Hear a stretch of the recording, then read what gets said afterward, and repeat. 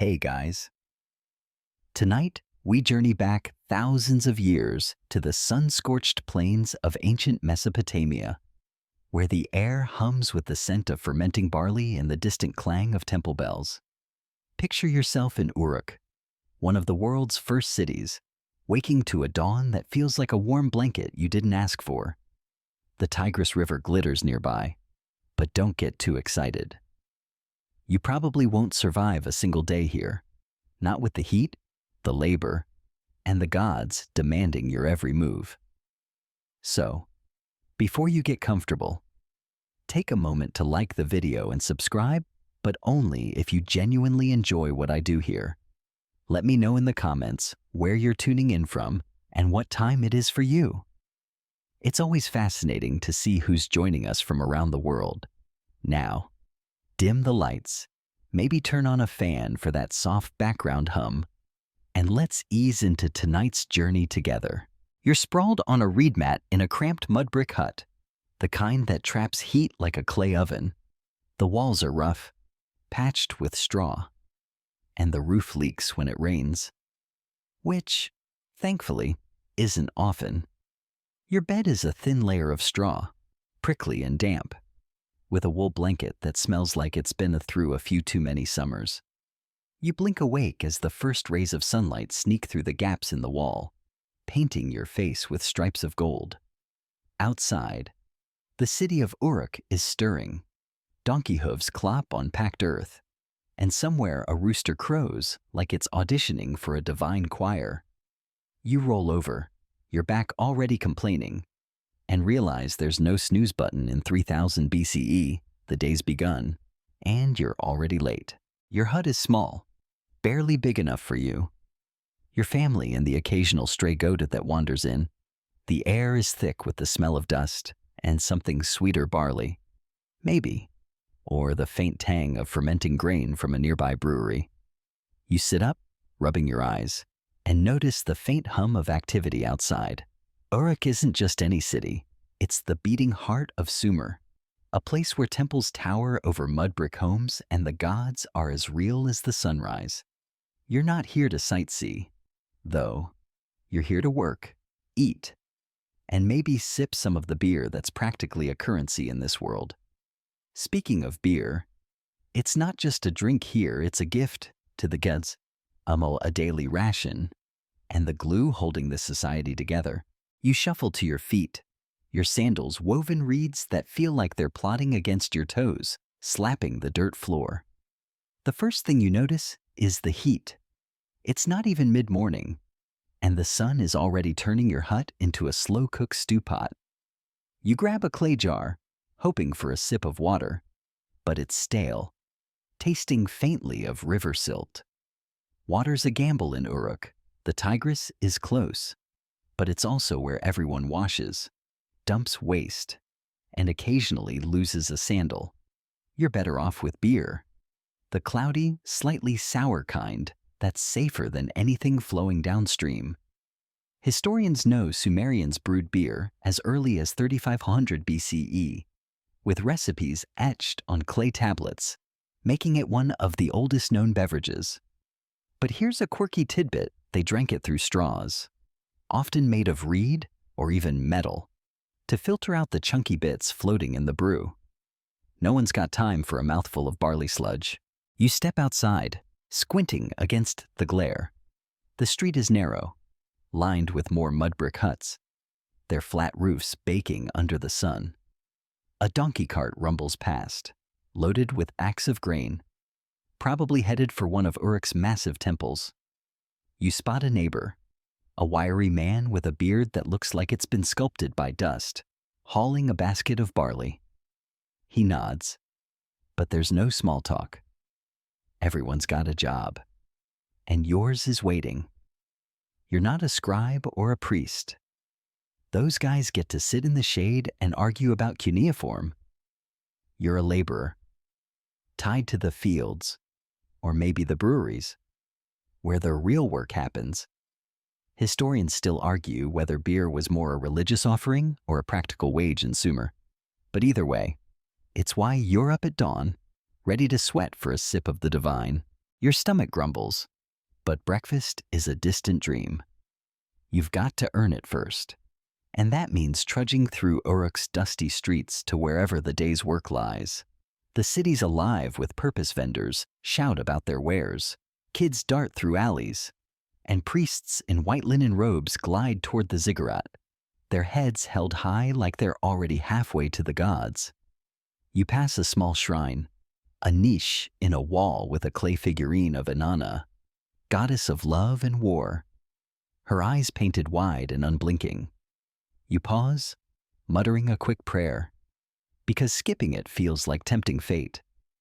Inanna's temple isn't far, and you know that's where the best beer is brewed, the kind offered to her altar before anyone else gets a taste. You're not just in a city, you're in a world where every grain of barley, every jar of beer, is part of a sacred cycle. The gods demand their share, and you're here to help make it happen. Your day's about to get sweaty, dusty, and probably a little fermented. So, you take a deep breath, adjust your sandals, and head toward the river, where the real work of brewing for the gods begins. It's not glamorous, but it's life in Uruk, and for now, it's yours.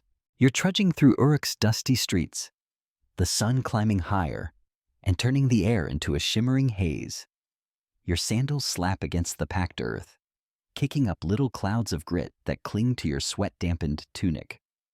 The Tigris River is your destination, its banks buzzing with activity. But getting there means navigating a maze of narrow alleys and dodging the chaos of a city waking up. A donkey cart nearly clips you, its driver shouting something about late deliveries to the temple. You sidestep just in time, muttering under your breath, because in 3000 BCE, road rage is already a thing. The air smells of baked clay, animal dung, and that ever-present whiff of fermenting barley. Like someone left a pot of beer to simmer in the sun, the river's edge is a hive of motion. Women balance clay jars on their heads, filled with water that's probably only slightly safer than drinking straight from the Tigris. Men unload reed boats piled with grain, their backs glistening under the relentless sun. You spot the brewery carts you've been told to watch for, wooden wagons creaking under the weight of barley sacks, headed for the temple of Inanna. These aren't just any carts. They're sacred, blessed by priests before they even leave the fields. One driver, a grizzled man with a clay amulet dangling from his neck, glares at you as if you're personally offending the gods by existing. You keep your head down and move on, because nobody messes with the brewery crew. You're not here to load carts. Though, your job is humbler. You're part of the team that keeps the brewery supplied, hauling water from the river to the vats where the magic happens. The Tigris is close, its muddy waters glinting like liquid bronze. But it's no gentle stream. It's unpredictable. And home to fish, reeds, and the occasional crocodile that nobody talks about until someone loses a sandal or a foot. You grab a clay jar, its surface rough against your palms, and wade into the shallows. The water's cool, a brief mercy against the heat, but it's also murky, swirling with silt and who knows what from upstream. You fill the jar, trying not to think about the fact that this same river is where the city dumps its waste. Historians know the Sumerians revered the Tigris as a life-giving force, central to their agriculture and brewing. But here's a quirky tidbit. Some clay tablets suggest they also used it as a makeshift toilet, which makes your water hauling job feel like a game of microbial roulette. You hoist the jar onto your shoulder, water sloshing and threatening to soak your tunic. The weight's brutal, but you've got no choice. Brewing beer for the gods isn't optional, and neither is your role in it. The brewery isn't far, just past a cluster of mud brick workshops where potters and weavers are already at work. You pass a man shaping clay into jars, his hands moving with hypnotic precision. He glances up, offering a nod, and you wonder if he's the one who made the jar digging into your shoulder. The brewery itself is a low, sprawling building, its walls thick to keep out the worst of the heat. Smoke curls from a vent in the roof, carrying the scent of roasting barley and something faintly sour, like bread left too long in the sun. You deliver your water to a waiting worker, a woman with calloused hands and a no-nonsense stare. She pours it into a massive vat, barely acknowledging you, her focus on the brewing process that's already underway. You catch a glimpse of the vat's huge clay vessels, some as tall as you, filled with a bubbling, frothy mixture that looks more like porridge than beer.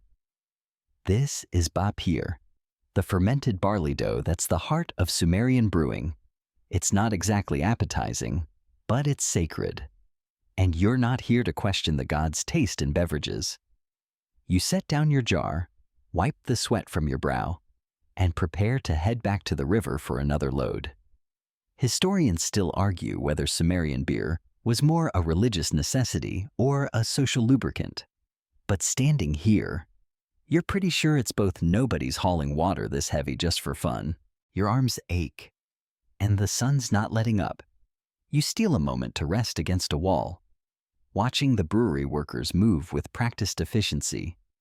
One of them, a young man with a reed straw tucked behind his ear, sips from a clay cup, grimacing slightly. You chuckle to yourself. Guess even Sumerians aren't immune to a bad batch. The river's calling again, and you know you can't linger. The gods don't wait, and neither does the brewery. You grab another jar, steeling yourself for the next trip, already dreaming of the moment you might get a sip of that sacred brew. For now, though, it's just you, the tigress, and a whole lot of water to carry. Better keep moving before someone notices you're slacking. You're back at the tigress, the river's muddy swirl lapping at your ankles as you fill another clay jar with water. The sun's higher now, turning the air into a sticky haze that clings to your skin like a second tunic. Your shoulders ache from the last trip, but there's no time to complain. Uruk's brewery waits for no one, and the gods are thirstier than a camel in a sandstorm. You hoist the jar, water sloshing, and start the trek back through the city's bustling streets. The brewery's not far, but the journey feels eternal. Each step a negotiation with the heat and the uneven dirt path. A kid darts past, chasing a stray dog, and you nearly lose your balance. You mutter a curse, then glance around, hoping no priest heard you blasphemies. A bad look when you're hauling water for divine beer. You reach the brewery, its thick mud brick walls a welcome shield from the sun. Inside, the air is cooler, but heavy with the scent of fermenting grain, like a loaf of bread left to stew in its own sweat. You hand off your jar to the same no-nonsense woman from before, who's now stirring a massive fee with a wooden paddle. She nods, barely looking up, her focus locked on the bubbling bapir that's the heart of Sumerian beer. You linger for a moment, catching your breath, and notice a group of priests entering through a side door. They're dressed in white linen, their heads shaved, and they carry clay tablets etched with cuneiform. These aren't just any priests, they're from the temple of Inanna, here to bless the barley before it's transformed into sacred ale. You step back, keeping your head low, because even a laborer like you knows the gods are watching. The priests move with deliberate grace, chanting softly as they sprinkle water, probably cleaner than what you just hauled over sacks of barley piled against the wall. One of them raises a small clay figurine of Inanna, her almond-shaped eyes glaring out from the molded clay. The chant grows louder, a rhythmic hum that makes the hairs on your arms stand up. You don't understand the words, but you feel their weight, like the air itself is pressing down. Historians know that Sumerian beer was central to religious rituals, with temples like Inanna's producing vast quantities for offerings and festivals. But here's a quirky tidbit. Some clay tablets suggest priests occasionally tested the beer before offering it to the gods, raising eyebrows among scribes who tracked temple inventories. Were they ensuring quality or just sneaking a sip? You smirk at the thought, then wipe it off your face. Inanna's not known for her sense of humor. The blessing complete. The priests file out, leaving the brewery humming with renewed purpose. You're not part of the sacred stuff, so you turn to leave. But the woman stirring the vat catches your eye. Don't just stand there. She snaps, pointing to a stack of empty jars. You grab one, resigned to another river run. But you can't help overhearing a snippet of conversation between two workers. They're whispering about the barley, apparently. This batch is touched by the goddess, meaning it's from a field blessed during the last festival. You roll your eyes. Sounds like temple propaganda to keep everyone working harder. Historians still argue whether these blessings were purely ceremonial or a practical way to ensure crop quality. But standing here, you're pretty sure it's just another excuse to make you haul more water. You head back outside, the sun hitting you like a slap from Ra himself. If Ra ever visited Mesopotamia, he'd probably approve of the heat. The brewery's rhythm is relentless, and you're just one cog in its ancient machine. You pass a vendor selling flatbreads, their surfaces speckled with ash from the oven. Your stomach growls, but you've got no beer to trade yet. And bread's a luxury for later. A stray goat bleats nearby, eyeing your tunic like it's lunch, and you shoo it away, chuckling at the absurdity. Life in Uruk is a grind, but there's something oddly soothing about its chaos, the clatter of carts, the hum of chants, the ever-present smell of brewing beer. You adjust the jar on your shoulder, already dreading the river's murky embrace, but you keep moving. The gods need their ale, and you're not about to let Inanna down. Not today. Anyway, you're back in the fields now. The Tigris, a distant shimmer behind you, as you trade the river's muddy chaos for the dusty grind of Uruk's barley plots. The sun's relentless, baking the earth into a cracked mosaic that crunches under your reed sandals. You're not hauling water anymore. Thank the gods for small mercies, but you're knee-deep in a new kind of labor, harvesting barley for the brewery. Your job is to cut the stalks, bundle them, and stack them for the carts headed to Inanna's temple. It's backbreaking work, and your tunic's the already soaked through, sticking to you like a second skin that's plotting a mutiny. The air smells of dry straw and sweat, with a faint tang of fermenting grain drifting from the city, reminding you why you're out here. You grip a bronze sickle, its edge duller than a scribe's wit, and start hacking at the barley stalks. Each swing sends a jolt through your arm, and you're pretty sure your spine is filing for divorce. The field stretches endlessly, a sea of golden stalks swaying under a sky that's too blue to care about your suffering. Other laborers dot the landscape, their heads bowed, their sickles flashing in the sunlight. A woman nearby hums a tune. Something about Ninkasi, the goddess of beer. But her voice is drowned out by the buzz of flies and the occasional shout from an overseer. He's a burly man with a clay tablet slung around his neck, barking orders like he's auditioning for a god's favor. You keep your head down, because catching his eye means extra work or a lecture about honoring the harvest. The barley you're cutting isn't just food, it's the lifeblood of Sumerian beer, a sacred offering to Inanna, and a daily ration for workers like you. Historians know that barley was Mesopotamia's most vital crop, cultivated since at least 7000 BCE, fueling both the economy and the temple's brewing vats. But here's a quirky tidbit. Some tablets hint that farmers occasionally mixed weeds into the barley to pad their quotas, risking the wrath of priests who inspected every sack. You glance at the stalks in your hand, wondering if anyone's tried that trick today. But the overseer's glare keeps you honest. You slice, bundle, and stack, your hands blistered and your back screaming. But there's a strange rhythm to it, like you're part of something bigger than yourself. The field's edge is marked by a low mud brick wall, where a few workers rest in the shade of a lone tamarisk tree. You're tempted to join them, but the overseer's pacing closer, his tablet gleaming like a badge of divine authority. You keep working, your sickle scraping against the stalks, sending bits of chaff floating into the air. A kid runs by, delivering water in a clay cup that's seen better days. You take a sip, wincing at the gritty taste, probably straight from the Tigris. Crocodile vibes and all.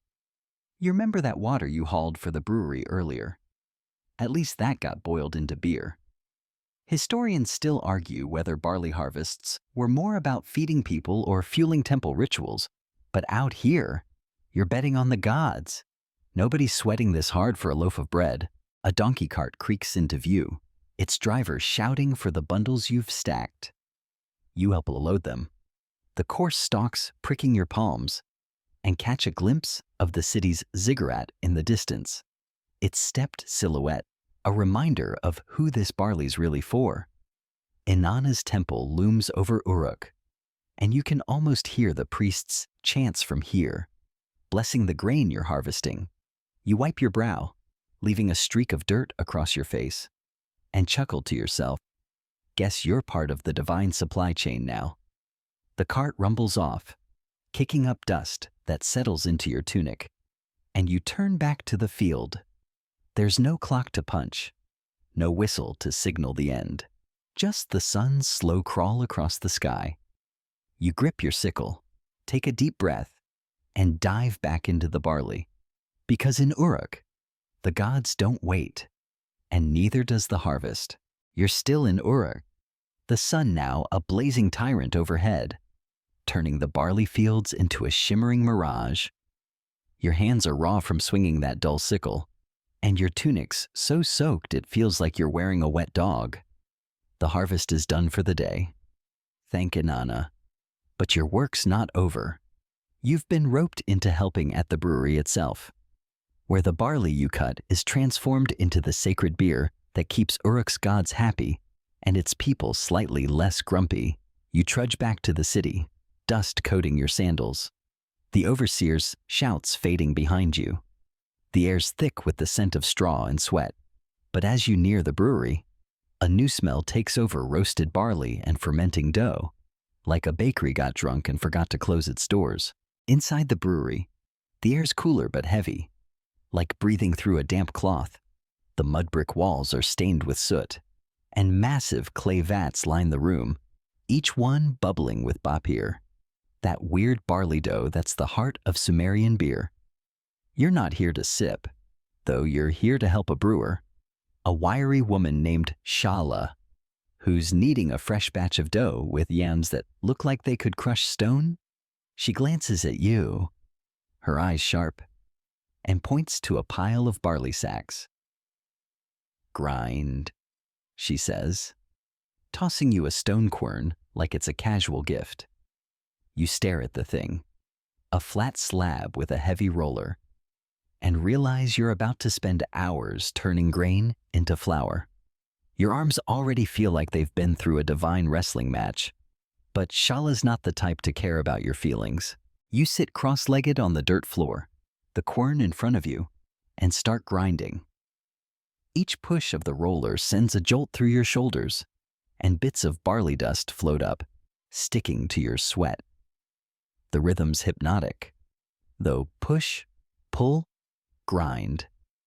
Repeat, and you find yourself zoning out. The hum of the brewery fading into a dull roar. Shala's working nearby, mixing flour with water and dates to make the bapir.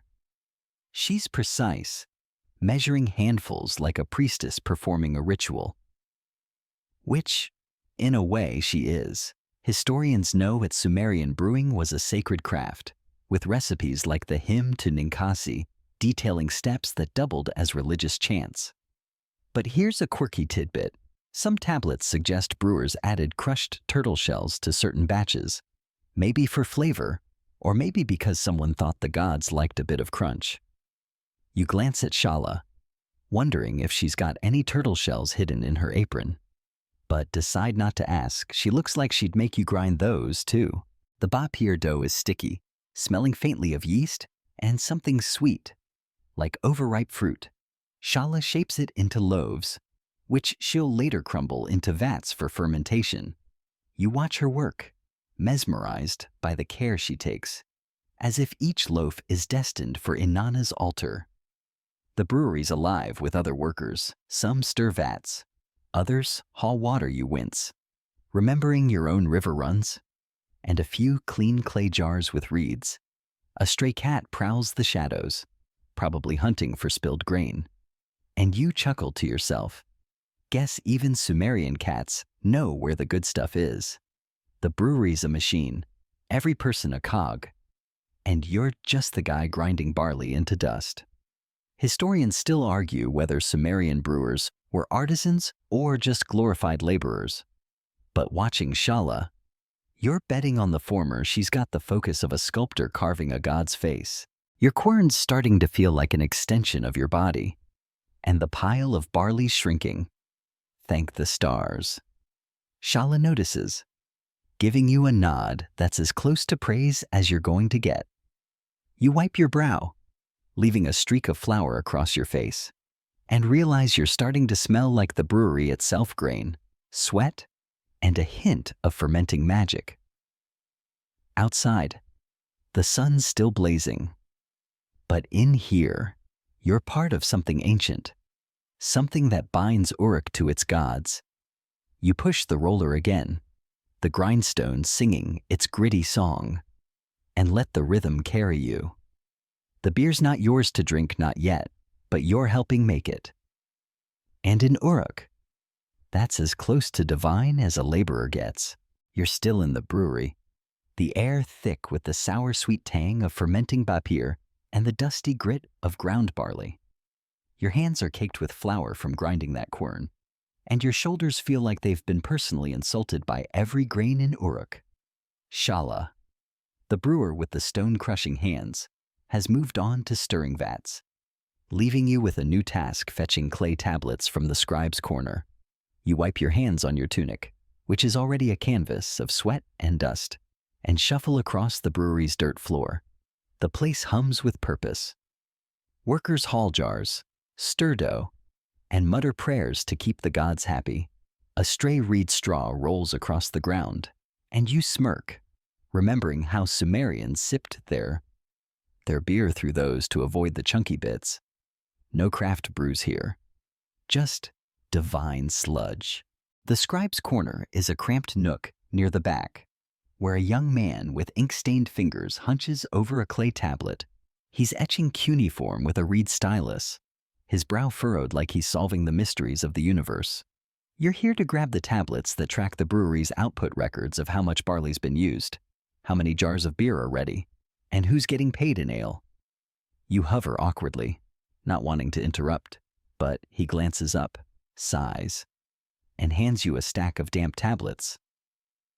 Careful, he grumbles. They're not dry yet. You nod, cradling them like they're sacred relics, because in a way, they are. Historians know that Sumerians were obsessive record keepers, with thousands of clay tablets detailing everything from beer rations to temple offerings, some dating back to 3100 BCE. But here's a quirky tidbit. One tablet from Uruk lists a brewer who got docked a day's beer for spilling a vat, proving even ancient bosses loved their paperwork. You carry the tablets to Shala, who's now inspecting a row of sealed clay jars, each one stamped with a cuneiform meat mark, probably Inanna's symbol, to show it's temple-bound. You set the tablets down, careful not to smudge the wet clay, and catch a glimpse of the wedge-shaped script. It's a list of workers' rations, your name's probably in there, promising you a jug of beer for surviving another day of grinding and hauling. You don't read cuneiform, but you know these tablets are the brewery's heartbeat, tracking every sack of barley and every fermented loaf. Shala scans them, muttering about quotas, and you realize she's not just a brewer, she's a manager, keeping the gods and the scribes happy. You step back, wiping your brow, and notice a faint breeze sneaking through a vent, carrying the scent of roasting grain.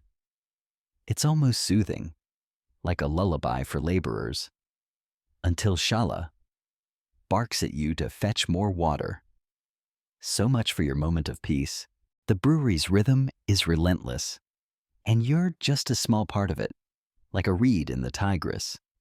You grab a clay jar, your old friend from those river runs, and head toward the door. Outside, the sun's still a tyrant, but you pause to watch a donkey cart roll by, loaded with more barley for the vats. A kid chases it, waving a stick like he's herding gods, and you chuckle, guess even Uruk's kids know the brewery's the real boss. Historians still argue whether these tablets were more about economic control or religious devotion, but standing here, you're betting on both. The gods get their beer, the workers get their rations, and the scribes get to feel important. You adjust the jar on your shoulder, already dreading the river's murky embrace, but there's a strange comfort in the routine. The brewery's a machine, and you're keeping it running. One tablet, one jar, one sweaty step at a time, you trudge back toward the Tigris, the tablet's weight lingering in your mind. They're not just records, they're proof that Uruk's beer is more than a drink. It's a system, tying the fields to the temples, the laborers to the gods. Your arms ache, your tunic's still a mess, and you're pretty sure you've got barley dust in places barley dust shouldn't be. But for now, you're part of something ancient, something that makes Uruk hum. You take a deep breath, the brewery's scent still clinging to you, and keep moving. Inanna's waiting, and you're not about to let her down. You're trudging back from the Tigris, clay jar sloshing on your shoulder, the river's murky aftertaste still lingering in your mind. The brewery's behind you now, its smoky scent fading as you weave through Uruk's crowded streets. The sun's past its peak, but the heat's still a bully, pressing down like a divine hand reminding you who's in charge. Your tunic's a patchwork of sweat, dust, and barley flour. And your sandals are plotting their final betrayal, fraying with every step. You're not headed back to the brewery just yet. Shala gave you a new task, delivering a sealed jar of beer to the temple of Inanna. It's an honor, supposedly, but it feels more like a test. Like the gods are watching to see if you'll trip and spill their sacred brew. The temple looms ahead. Its ziggurat, a stepped mountain of mud brick, painted with white plaster that glints in the afternoon light. You've seen it from afar, but up close, it's overwhelming, like standing at the foot of a god's staircase. The air hums with chants, and the scent of incense myrrh maybe mixes with the ever-present tang of fermenting grain. You clutch the jar tighter, its clay warm against your chest, and climb the first set of steps. Priests in white linen glide past, their shaved heads gleaming, and you keep your eyes down, because staring at holy folks feels like asking for a smiting. You're just a laborer. After all, not one of the chosen who get to sip Inanna's beer before it's offered to her statue. At the temple's entrance, a priestess stops you, her eyes sharp under a headdress strung with lapis beads. She inspects the jar's cuneiform seal, nodding when she sees Inanna's symbol, a bundle of reeds, simple but sacred. Careful, she warns, her voice low, like she's sharing a secret with the goddess herself. You nod, swallowing hard, and follow her into a courtyard where the real magic happens. Here, priests are preparing offerings, loaves of bread, dates, and, of course, more beer. But what catches your ear is a chant, rhythmic and hypnotic, rising from a group of singers near an altar. It's the hymn to Ninkasi, a song that's half prayer, half brewing recipe, praising the goddess of beer for teaching humans how to ferment barley. Historians know this hymn, found on clay tablets from around 1800 BCE, is one of the oldest written recipes. detailing steps like baking bapir and mixing it with water and dates. But here's a quirky tidbit. Some tablets suggest singers got extra beer rations for performing the hymn, making you wonder if they were praising Ninkasi or just angling for a free drink. You set the jar down near the altar, your arms screaming in relief, and steal a glance at the singers. They're swaying, their voices blending with the hum of temple life, clinking jars, rustling reeds, and the occasional bleat of a sacrificial goat. You can't help but smile. It's like a divine open mic night, only with higher stakes. The priestess notices you're lingering and shoos you back toward the steps, but not before you catch a line of the hymn Ninkasi. You are the one who pours out the filtered beer. It's soothing, like a lullaby for laborers, and you hum it under your breath as you descend. Historians still argue whether the hymn was purely religious or a practical brewing guide disguised as poetry. But standing here, you're sure it's both a way to honor the gods and make sure nobody forgets the recipe. The temple's shadow stretches long as you step back into the street, the chant fading behind you. Your job's done, but the day's not over. You're expected back at the brewery, probably to grind more barley or haul another jar. A kid runs past, kicking a reed ball, and you dodge just in time, chuckling at the chaos of Uruk's streets. Your stomach grumbles, reminding you that breakfast was a distant memory, and you wonder if you'll get a sip of that beer you just delivered. Probably not. It's for Inanna, not you. Still, there's something calming about the temple's rhythm. The way the chants and offerings tie you to something bigger. You adjust your fraying sandals, take a deep breath, and head back toward the brewery. The hymn to Ninkasi still echoing in your head like a promise of divine ale. You're weaving through Uruk's narrow alleys, the sun dipping lower but still hot enough to make your tunic feel like a portable oven. The temple of Inanna is behind you, its chants fading into the hum of the city donkey carts creaking, vendors haggling, and kids shouting like they've just invented chaos. Your job now is to deliver another jar of beer, this time to a tavern near the city's edge. The clay jar's heavy, its cuneiform seal glinting with Inanna's approval, and you cradle it like it's a newborn god. You're sweaty, dusty, and pretty sure your sandals is one step away from total surrender. But there's a strange rhythm to this task, like you're part of Uruk's pulse. The brewery scent clings to you, barley, yeast, and that faint sour tang that's starting to feel like home. The streets are a maze of mud brick walls, their surfaces cracked from years of sun and rare rains. You dodge a woman balancing a basket of figs on her head, her eyes narrowed as if you're personally offending her fruit. A stray goat bleats, eyeing your tunic like it's a gourmet snack, and you shoo it away, chuckling at the absurdity. Uruk's alive, messy, and loud, but it's got a charm, like a song you can't stop humming even if it's off-key. The tavern's not far, just past a cluster of workshops where potters spin clay into jars and weavers curse their looms. You catch a whiff of roasting bread from a vendor's stall, and your stomach growls, reminding you that your last meal was a sad lump of barley bread hours ago. You'd trade your left sandal for a bite, but you've got no beer to barter yet. The tavern appears, a low mud brick building with a reed awning that's seen better days.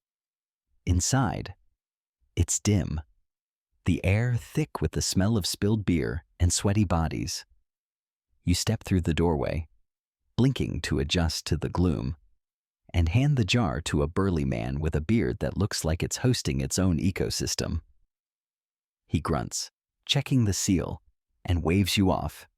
You linger, though, because taverns are where Uruk's heart beats loudest. Workers slump on reed mats, sipping cloudy beer through straws, their laughter rough but warm. A woman strums a lyre in the corner, her tune weaving through the chatter like a lazy river.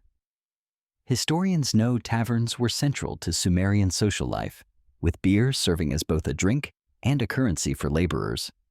But here's a quirky tidbit. Some tablets describe tavern brawls over watered-down beer, suggesting even ancient barflies had strong opinions about their brew. You find a spot near the wall, your back grateful for the brief rest. The beer here isn't the temple's finest, it's rougher, with a bite that makes your eyes water, but it's safer than river water. And you're not picky. You trade a nod with a fellow laborer, his hands as blistered as yours from fieldwork. Good batch, you ask, jerking your chin at his clay cup. He shrugs, slurping through his straw. Tastes like Ninkasi sneezed in it, he says. And you laugh, because bad beer's still better than no beer. The lyre player switches to a slower tune, something that sounds like the hymn to Ninkasi you heard at the temple. And you hum along, remembering those priests and their sacred vats. Historians still argue whether taverns were more about community bonding or just a place to drown the misery of daily labor. But sitting here, you're betting on both. The beer's warm, the company's loud. And for a moment, Uruk doesn't feel so brutal. Your rest is short-lived. The tavern keeper catches your eye, pointing to a stack of empty jars that need hauling back to the brewery. You groan, your body protesting, but you stand, brushing dust off your tunic. Outside, the streets are quieter now, the sun painting the ziggurats' silhouette in gold. A kid kicks a reed ball past you, and you sidestep, grinning despite the ache in your bones. The brewery's waiting. And so are Shala's sharp orders.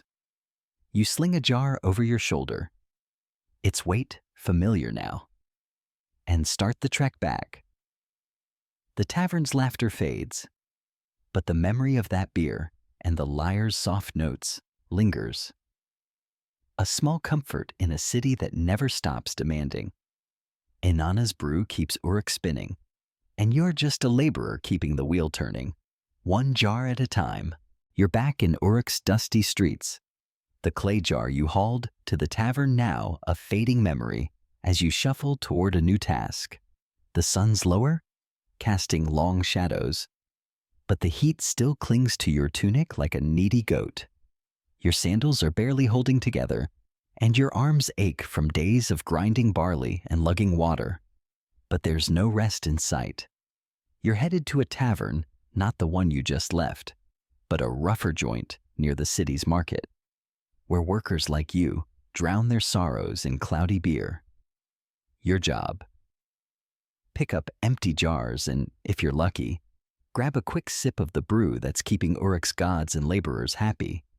The air smells of baked earth, roasted sesame, and that ever-present tang of fermenting grain, like the city itself is exhaling beer. The tavern's tucked between a potter's stall and a weaver's shop, its mud brick walls stained with smoke and spilled ale. You step inside, blinking against the dim light, and the noise hits you like a wave laughter, arguments, and the clink of clay cups. Workers sprawl on reed mats, their faces flushed from beer that's more porridge than pint. A woman with a braided headscarf pours ale from a jar, her hands steady despite the chaos. You spot your stack of empty jars in the corner, but before you can grab them, she thrusts a cup into your hand. "Drink," she says, her voice gruff but kind. You hesitate. Shala's waiting back at the brewery, but one look at the tavern's rowdy crowd tells you refusal's not an option. You take a sip through a reed straw, the beer's sour bite making your eyes water. It's not Inanna's finest, but it's cold, and that's a miracle in Uruk. You settle onto a mat, the cup warm in your hands, and let the tavern's hum wash over you. A man nearby boasts about his barley harvest, waving his straw like a scepter, while another grumbles about temple taxes. The woman pouring beer, her name's Nanshi. You overhear keeps the cups filled, her sharp eyes missing nothing. She's not just a server, She's the tavern's heart, trading banter and breaking up fights with a glance. Historians know Sumerian taverns were social hubs where laborers, traders, and even priests mingled over beer, umberliti, that doubled as currency.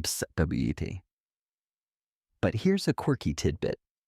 Some clay tablets list tavern keepers as spies for the temple, reporting on drunk gossip about crop shortages or rebellious mutters. You glance at Nanshi, wondering if she's scribbling mental notes for Inanna's priests. But her smile's too warm to suspect. The beer's loosening your aching muscles, and you lean back, watching a lyre player strum a lazy tune in the corner. It's not the hymn to Ninkasi, but it's close. The notes weaving through the chatter like a soft breeze. You take another sip, the straw filtering out the grainy bits, and feel a flicker of contentment. This is Uruk's pulse, loud, messy, and fermented. A fight breaks out near the door. Two laborers arguing over a spilled jar. And Nanshi wades in, brandishing a wooden spoon like it's a divine weapon. You chuckle, because even in 3000 BCE, bar fights are universal. The scuffle dies down, and you realize you're stalling. Those jars need hauling, and Shala's not known for patience. Historians still argue whether Sumerian beer was a social equalizer or just a way to keep workers docile. But sitting here, you're betting it's a bit of both. The tavern's a rare place where you're not just a laborer, you're part of the city's hum. You drain the cup, the beer's sour warmth settling in your stomach, and stand, your knees creaking like an old gate. You stack the empty jars, their clay cool against your palms, and sling a few over your shoulder. Nanshi catches your eye, tossing you a nod that feels like a small victory. Outside, the market's winding down, vendors packing up baskets of figs and sesame seeds. A kid kicks a reed ball past you, and you dodge, grinning despite the weight of the jars. The brewery's waiting, and so's another round of grinding or hauling. But for a moment, the tavern's buzz lingers, the laughter, the lyre, the beer that's not quite divine but close enough. You take a deep breath, the city's scent wrapping around you, and keep moving. Inanna's brew keeps Uruk spinning, and you're just a laborer with a jar, keeping the gods and the tavern happy. You're trudging back toward the heart of Uruk, the empty jars from the tavern clinking softly against your shoulders. The sun's dipping lower, painting the mud brick walls in shades of amber, but the heat still lingers, making your tunic feel like a damp, grumpy hug. The market's bustle has faded, leaving only stray vendors packing up their stalls and a kid chasing a runaway goat, his shouts echoing off the alleys. Your stomach's grumbling, that sour tavern beer from Nanshi's place doing little to fill the void left by your long-gone barley bread breakfast. You're not headed back to the brewery just yet. Your next stop is the Temple of Inanna, where you've been summoned to witness a ritual offering. It's a big deal, apparently. But all you can think about is how your sandals are one dusty step away from total collapse. The temple looms ahead, its ziggurat a towering silhouette against the evening sky. You've been here before, delivering that sealed jar earlier, but this time feels different. The air's thick with incense, myrrh, and cedar, sharp enough to make your eyes water, and the hum of chants grows louder as you approach. You climb the steps, your legs protesting, and pass priests in white linen, their shaved heads gleaming like polished clay. They barely glance at you, a laborer with jars and a face full of dust. But you're used to being invisible. At the courtyard's edge, you set the jars down, your arms sighing in relief, and take your place among a small crowd of workers and temple attendants. Everyone's quiet, eyes fixed on the altar where the real show's about to start. A priestess steps forward, her headdress glittering with lapis beads, and raises a clay jar, probably one you hauled at some point. She pours a stream of beer into a shallow basin before Inanna's statue, a towering figure with wide, unblinking eyes and hands clasped over her chest.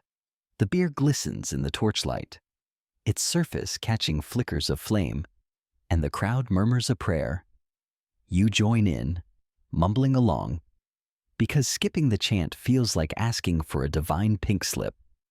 The priestess's voice rises, praising Inanna for fertility, war, and most importantly, beer, the liquid gift that keeps the goddess happy. Historians know that Sumerian temples offered beer daily, with some records showing hundreds of liters poured for Inanna alone, making it a cornerstone of religious life. But here's a quirky tidbit. One tablet describes a priest who accidentally offered sour beer and was demoted to cleaning vats. Proving even the gods had standards, the ritual's hypnotic, the priestess's chants blending with the crackle of torches and the faint bleat of a goat waiting its turn at the altar. You watch the beer pool in the basin, wondering if Inanna actually drinks it, or if it's just symbolic, like a divine tip for keeping Uruk safe. The statue stares back, her painted eyes unnervingly alive, and you shift uncomfortably, hoping you didn't offend her with that half-hearted prayer earlier. A worker next to you whispers about the festival of Ena, coming up, where the whole city will drink Inanna's beer and dance until dawn.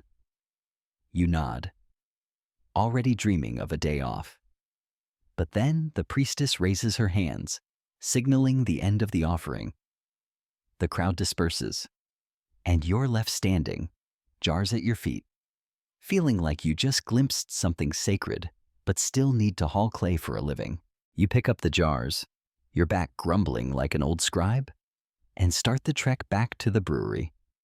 The streets are quieter now, the ziggurat's shadow stretching long and cool.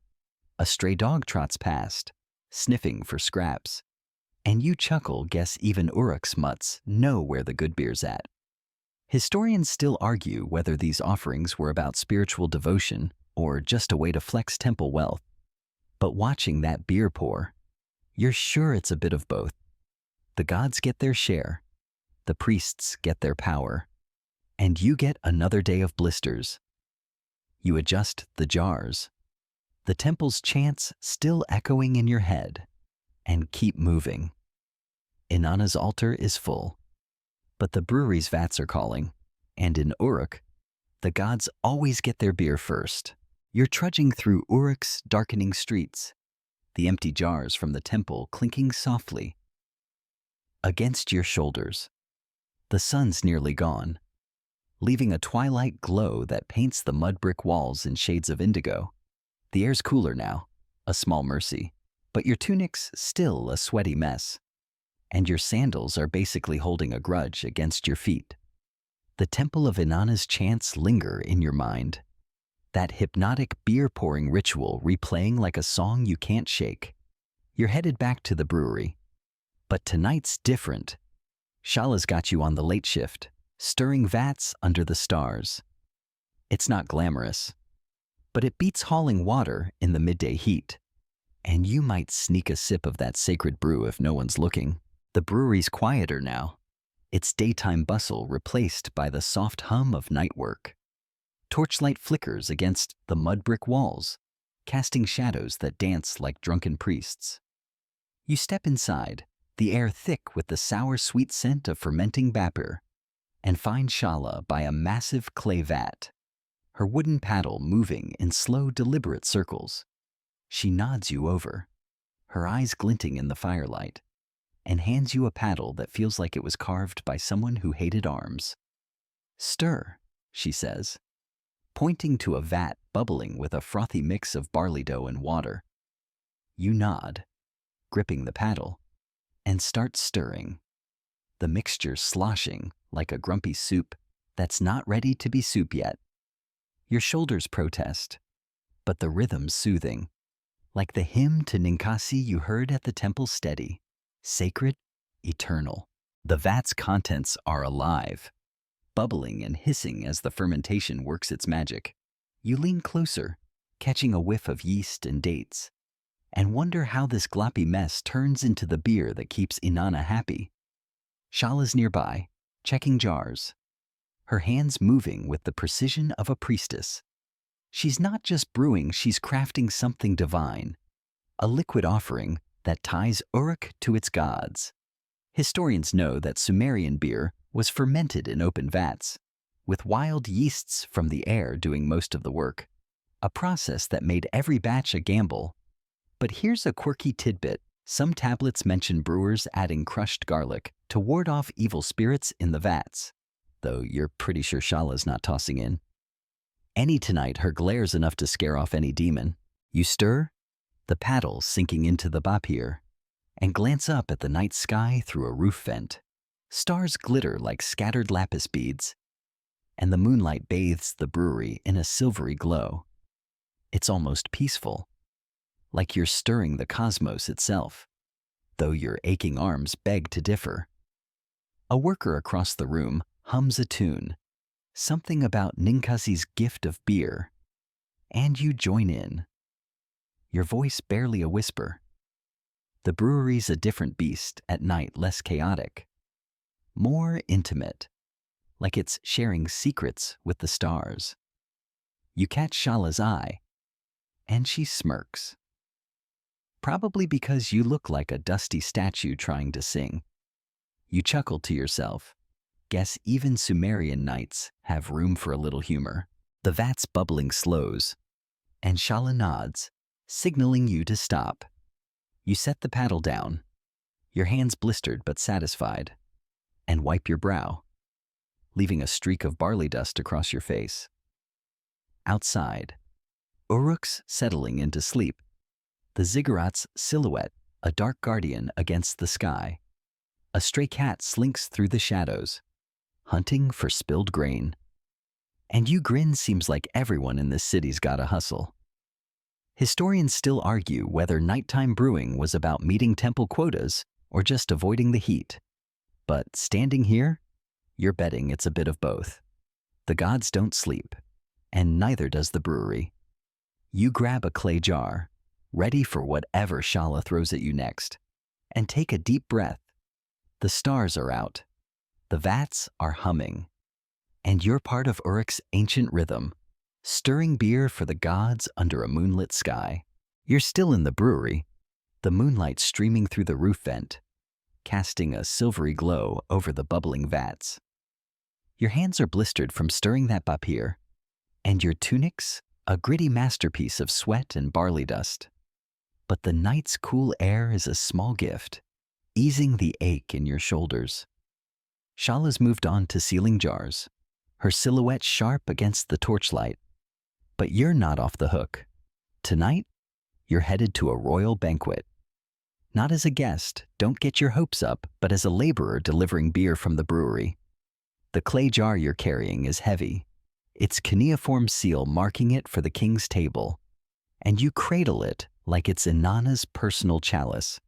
You step out into Uruk's quiet streets, the city hushed under a blanket of stars, and start the trek to the palace, your sandals whispering against the packed earth. The palace isn't far, but it feels like another world, its mud brick walls towering over the low huts you're used to. Torchlight spills from the entrance, and the air hums with music lyres and drums weaving a melody that's both festive and faintly divine. You slip through a side gate, avoiding the guards who look like they'd smite you for breathing wrong, and enter a courtyard buzzing with activity.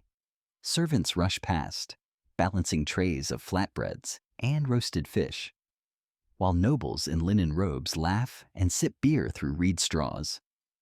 The king, probably Gilgamesh, or one of his ilk, sits on a raised platform, his beard oiled to perfection, his eyes scanning the crowd like a hawk. You're invisible here, just a dusty laborer with a jar, and that's fine by you.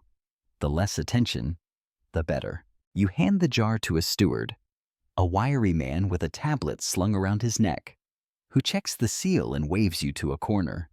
You linger, blending into the shadows. Because who's going to notice one more worker in this chaos?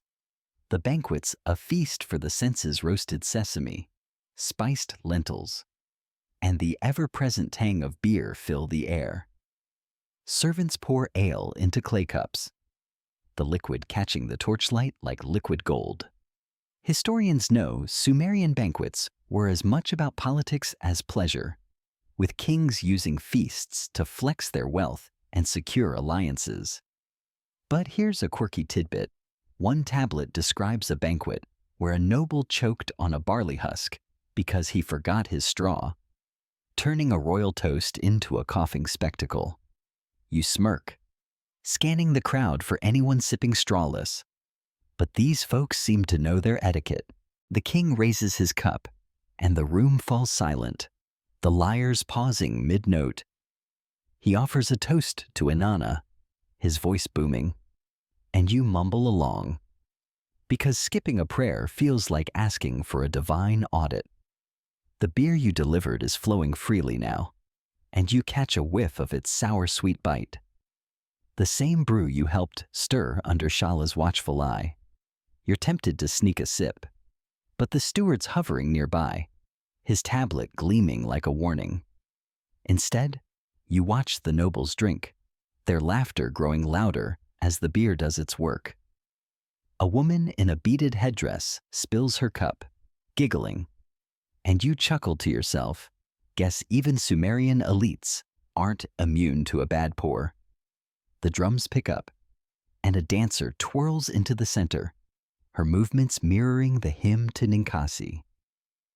You've heard too many times today.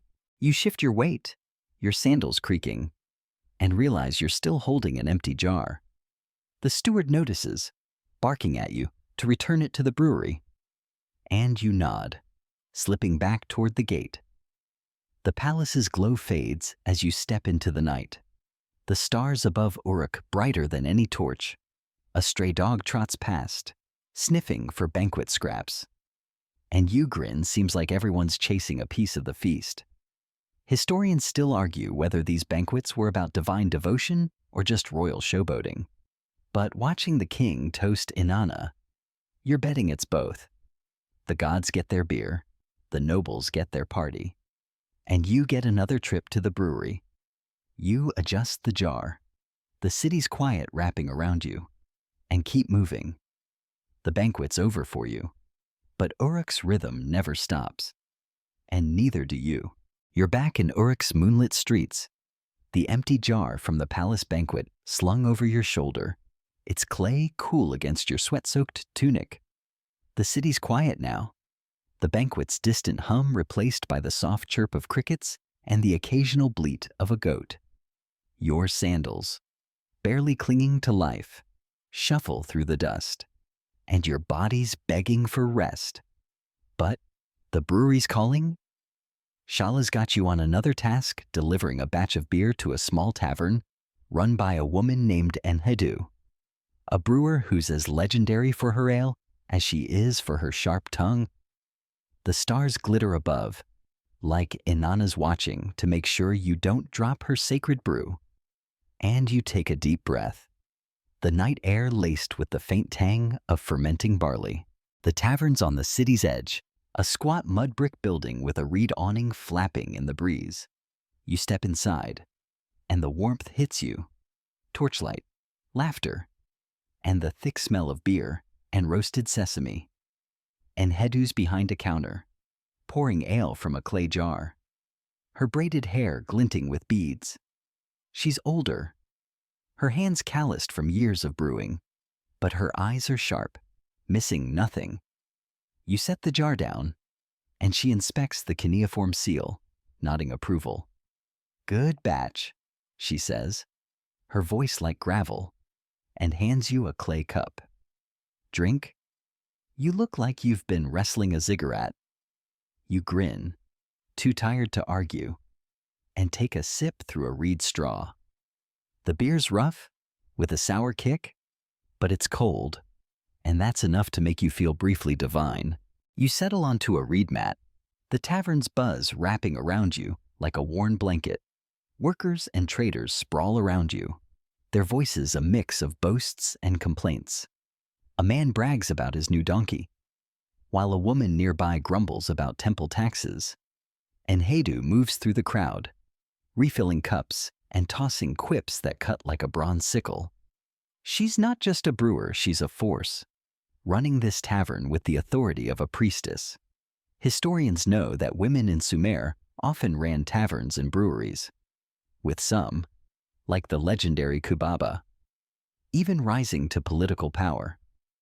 But here's a quirky tidbit. One tablet describes a female brewer fined for serving impure beer, suggesting Enhedu's sharp eye isn't just for show, she's dodging divine and legal trouble.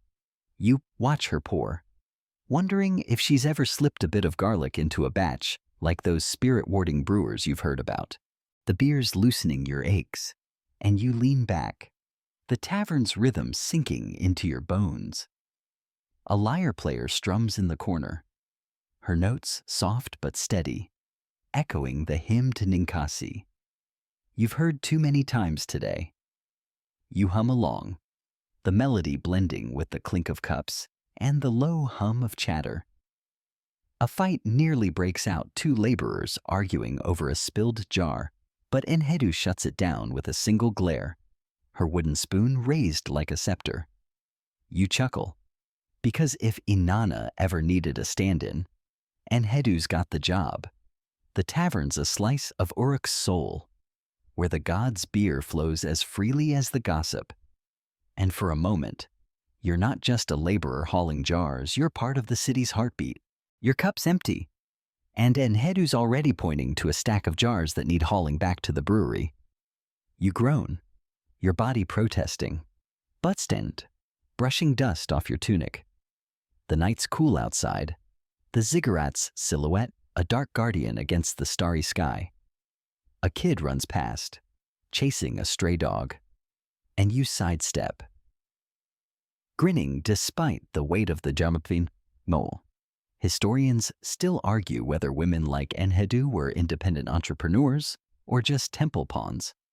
But watching her rule this tavern, you're betting on the former. She's brewing for the gods. Sure, but she's also brewing for herself. You adjust the jars, the tavern's warmth lingering in your chest, and head back to the brewery. Shala's waiting, and so's another vat.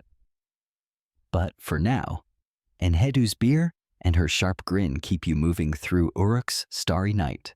You're trudging through Uruk's starry night, the empty jars from Enhedu's tavern clinking softly on your shoulders. The city's asleep, its mud brick huts dark under a sky glittering like a lapis necklace.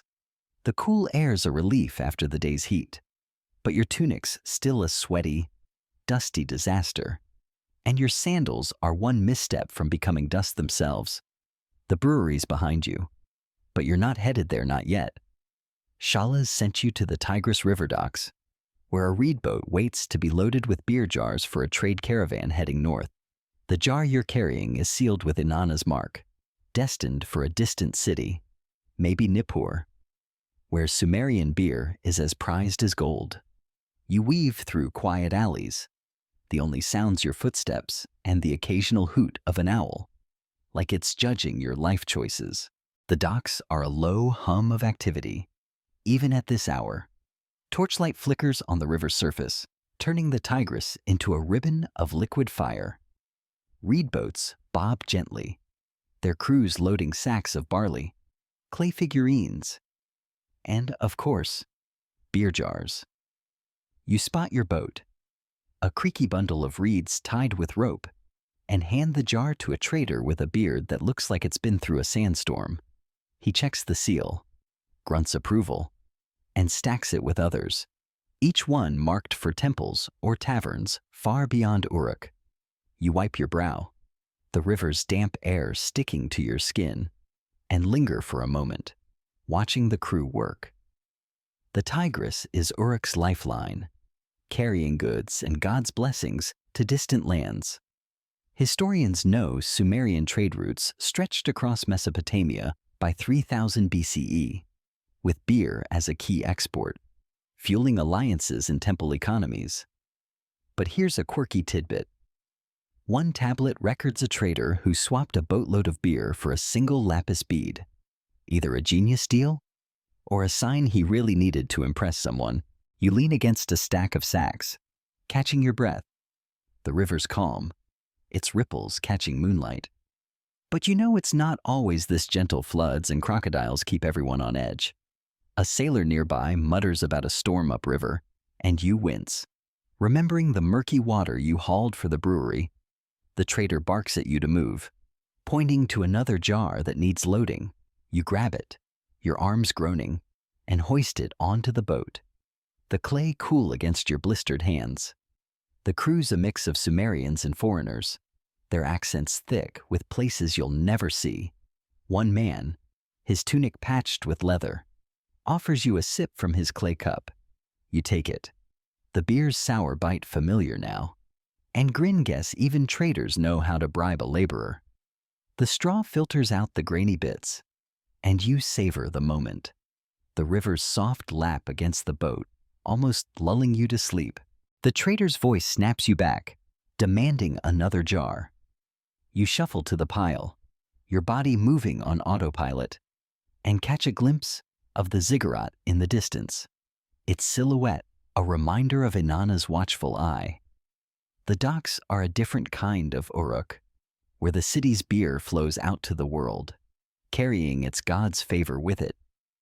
You chuckle to yourself, imagining some far-off priest sipping your brew and praising Inanna without knowing your blisters made it possible. Historians still argue whether Sumerian beer exports were about spreading culture or just boosting temple profits.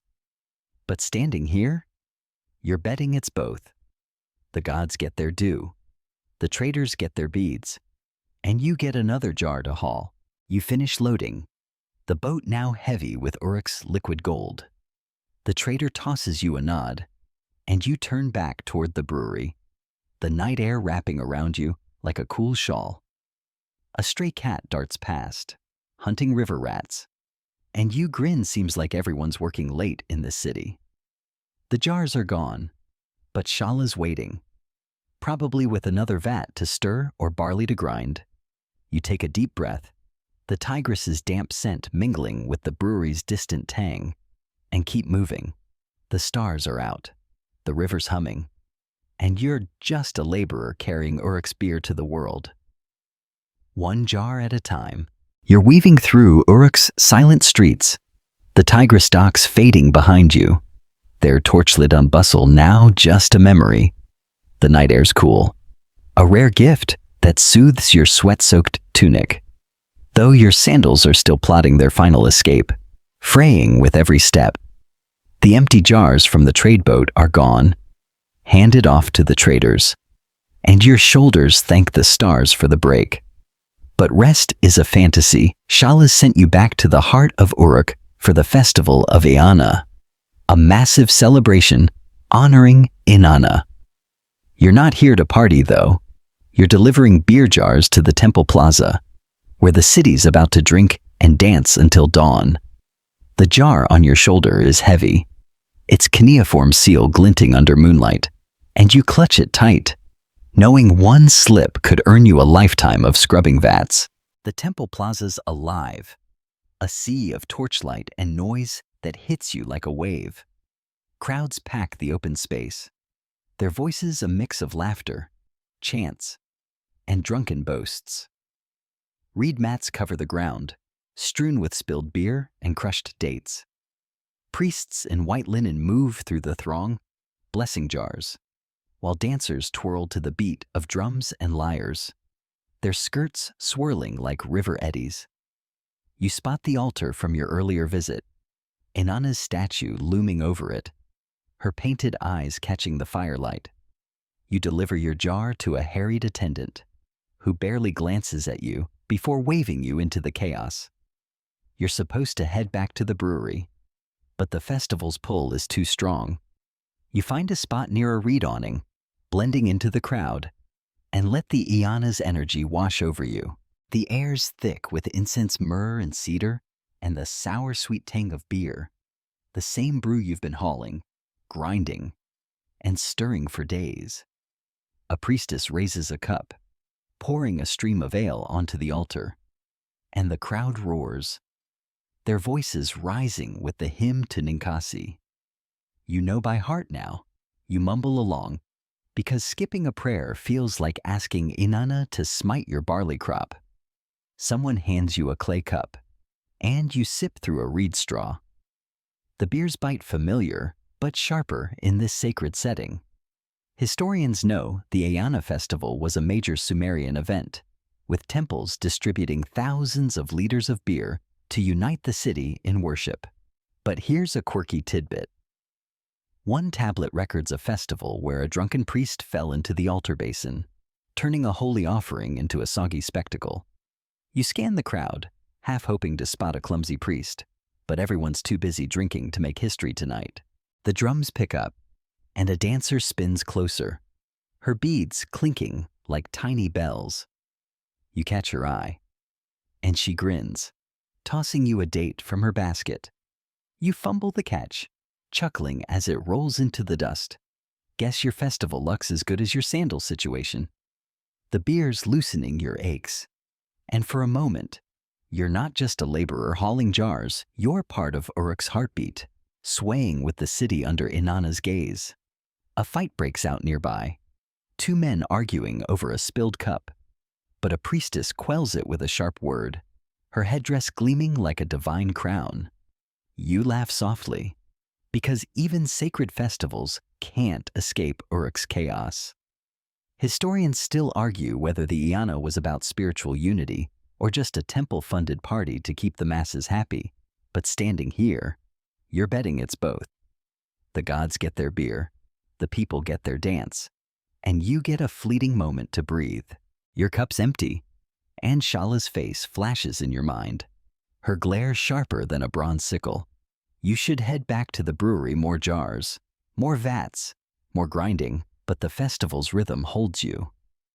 A kid darts past, waving a reed torch, and you sidestep, grinning despite the weight of the day. The plaza's a living hymn, every shout and drumbeat a prayer to Inanna. You take a deep breath, the scent of beer and incense filling your lungs, and linger just a moment longer. The stars are out, the ziggurats watching, and you're just a laborer caught in Uruk's divine party, carrying the god's brew one jar at a time.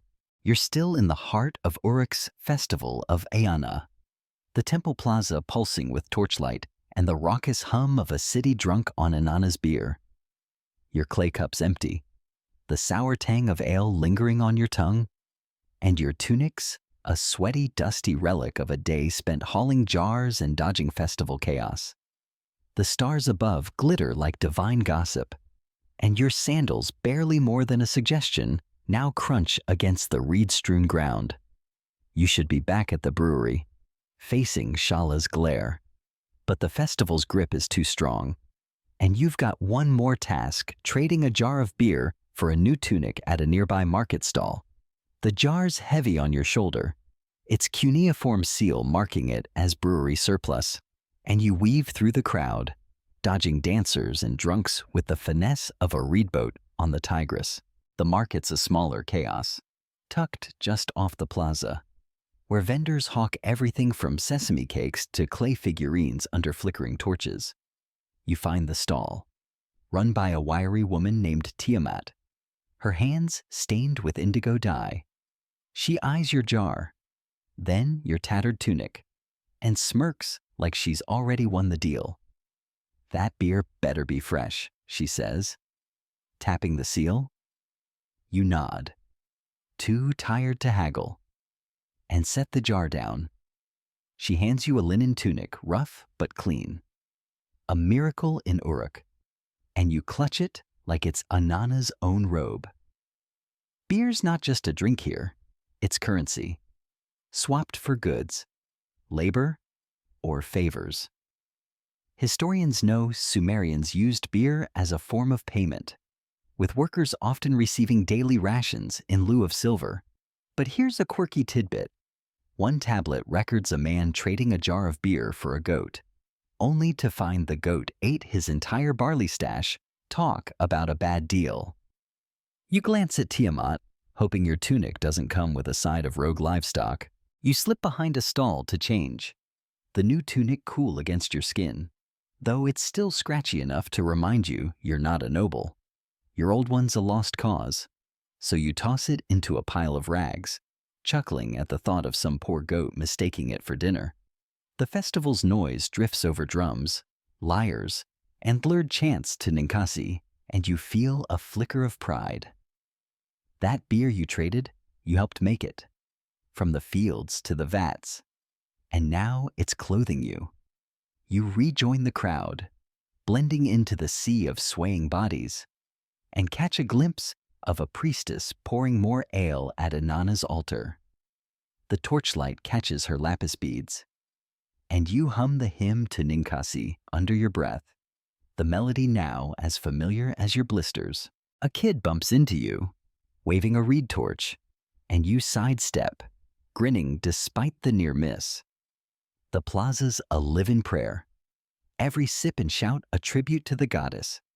But you're starting to feel the weight of the day. Your legs ache, your hands are raw, and that beer you drank is making your head fuzzy. You spot a laborer from the brewery, his face flushed from too many cups, and he offers you a sip from his. You decline. Remembering Enhedu's tavern and its warm chaos, one buzz is enough for tonight. Historians still argue whether beer as currency empowered workers or just kept them tethered to the temple's control. But standing here, you're betting it's both. The gods get their brew, Tiamat gets her jar, and you get a tunic that doesn't smell like a donkey's bad day. The festival's rhythm pulls you, but Shala's voice echoes in your mind, sharp as a sickle. You need to get back to the brewery, more jars, more vats, more grinding. You take a final look at the plaza, the dancers spinning, the altar gleaming, and feel a strange calm. Uruk's a hard city, but it's alive, and you're part of its pulse. You adjust your new tunic, the linen a small victory, and start the trek back. A stray cat darts past, hunting festival scraps, and you laugh softly. Seems like everyone's cashing in on Inanna's party. The stars guide your way. The ziggurat looms in the distance, and you keep moving, just a laborer trading beer for life in Uruk's endless rhythm. You're trudging back to the brewery through Uruk's moonlit alleys. Your new linen tunic? A small comfort against the night's cool bite. The festival of Ayana's distant drums fade, replaced by the soft chirp of crickets and the occasional rustle of a stray cat hunting in the shadows. Your sandals, barely more than a memory, scrape the packed earth, and your shoulders ache from a day of hauling jars, grinding barley, and dodging festival chaos. The clay jar you traded for your tunic is gone, but you're carrying another empty from the brewery's surplus, destined for cleaning before it's filled again. Shala's waiting, and you know her glare could curdle a vat of bapir. Tonight, you're on vat duty, not stirring, but scrubbing the massive clay vessels to keep them pure for Inanna's beer. It's grunt work, but in Uruk, even cleaning's a ritual. The brewery's quiet when you arrive, its daytime bustle replaced by the flicker of torches and the low hum of night workers. Shala's by a vat, inspecting seals, her hands moving with the precision of a priestess. She points you to a row of vats, their surfaces crusted with dried bapir and yeast.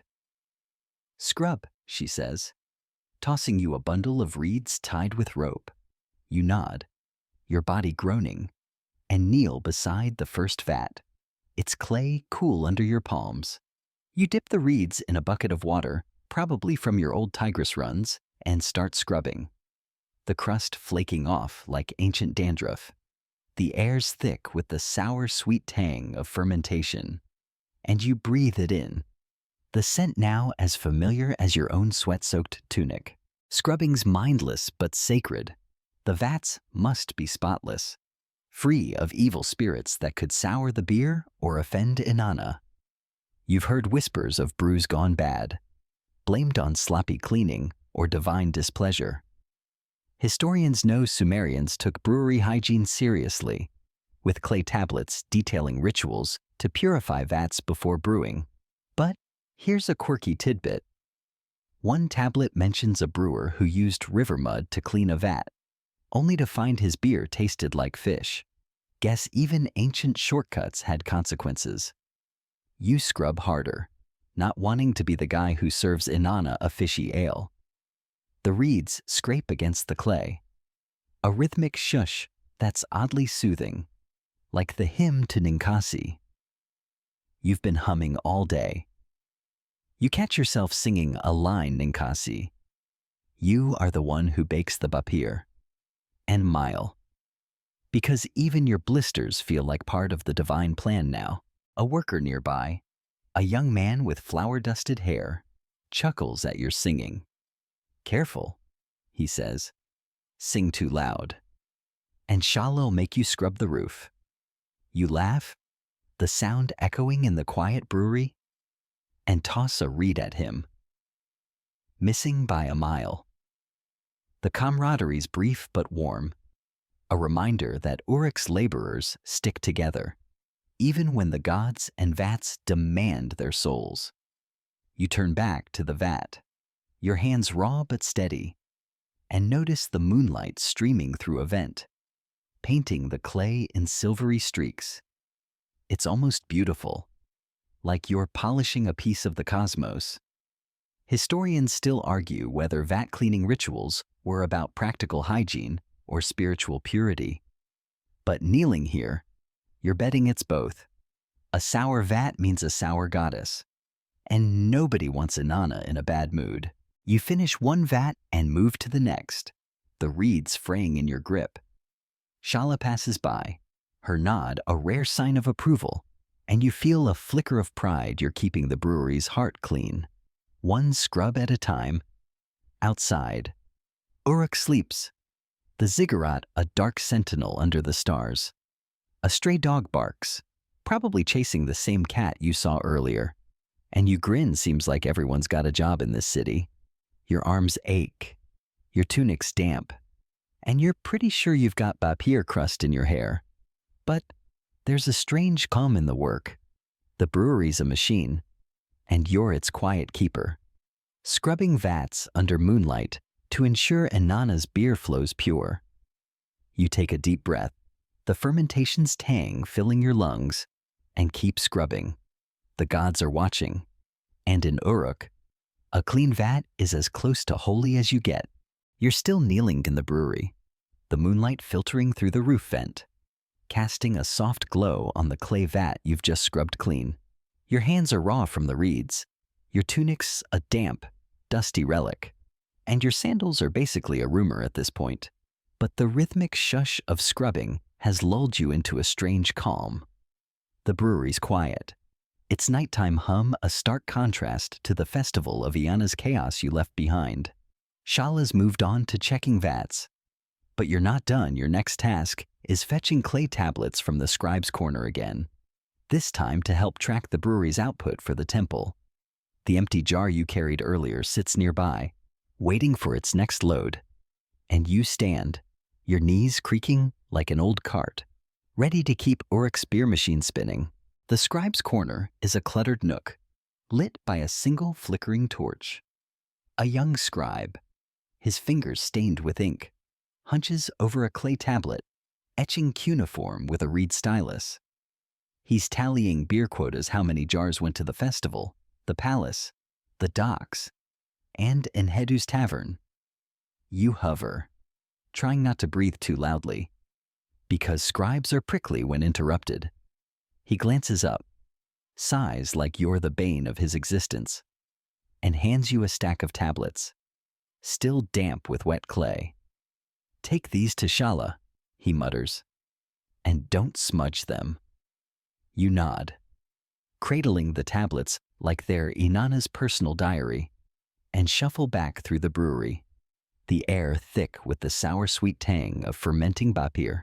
You deliver the tablets to Shala, who's now sealing jars with a clay stamp. She scans the cuneiform, her eyes narrowing at the numbers, and mutters about needing more barley.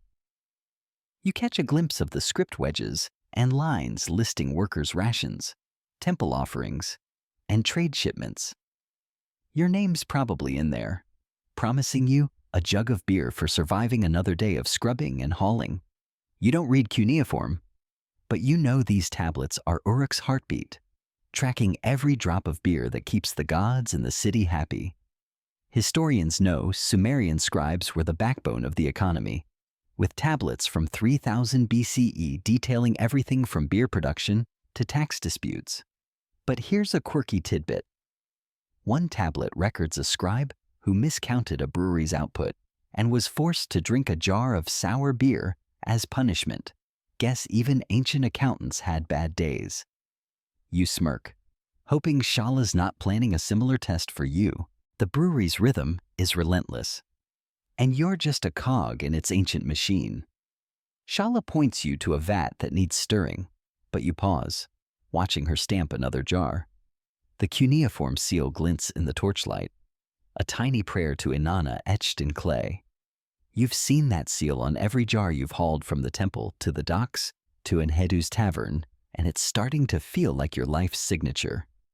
A worker nearby hums the hymn to Ninkasi, and you join in, your voice a tired whisper, because even your blisters seem to know the tune by now. You chuckle to yourself. Guess you're a walking hymn now, just without the divine paycheck. The moonlight shifts, painting the vats in silvery streaks, and for a moment, the brewery feels like a temple, its hum a quiet prayer to the gods. You grab a wooden paddle, ready to stir, but Shala's voice stops you. Not yet, she says, pointing to a stack of empty jars. You groan, your body begging for mercy, and start stacking them, the clay cool against your blistered hands. Outside, Uruk's asleep, the ziggurat a dark guardian under the stars. A stray dog barks, probably chasing that cat you keep seeing, and you grin. Seems like everyone's got a hustle in this city. Historians still argue whether scribes were bureaucrats or sacred record keepers. But watching this one etch quotas, you're betting it's both. The gods get their beer, the temple gets its numbers, and you get another task. You take a deep breath, the brewery's tang filling your lungs, and keep moving. The stars are out, the tablets are tallying, and you're just a laborer keeping Uruk's brew flowing, one cuneiform mark at a time. You're back in the brewery, the torchlit shadows dancing across the mud brick walls as you stack empty jars. Their clay cool but heavy in your blistered hands. The moonlight's gone, clouded over, leaving the air thick with the sour-sweet tang of fermenting bapir and a hint of Uruk's ever-present dust. Your new tunic's already a mess, streaked with barley flour and sweat, and your sandals are basically a cruel joke, fraying into oblivion. The scribe's tablets are with Shala now, her sharp eyes scanning cuneiform quotas while you try to blend into the background. Last night's festival of Iana feels like a dream in all those drums, dancers, and Inanna's beer flowing like the Tigris. But now, reality's hit hard. You're nursing a headache from that tavern sip at Nanshi's, and Shala's got you on cleanup duty, sweeping the brewery floor before the morning shift starts. Your body's begging for a reed mat and a nap, but in Uruk, hangovers don't get sick days. You grab a bundle of reeds, tied into a makeshift broom, and start sweeping the dirt floor, kicking up clouds of barley dust that cling to your tunic like needy ghosts.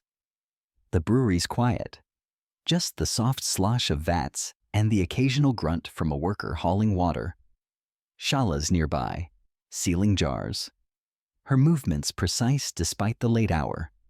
You sweep around a vat, its surface still crusted from yesterday's bapir, and remember scrubbing it under moonlight, those reeds fraying in your grip.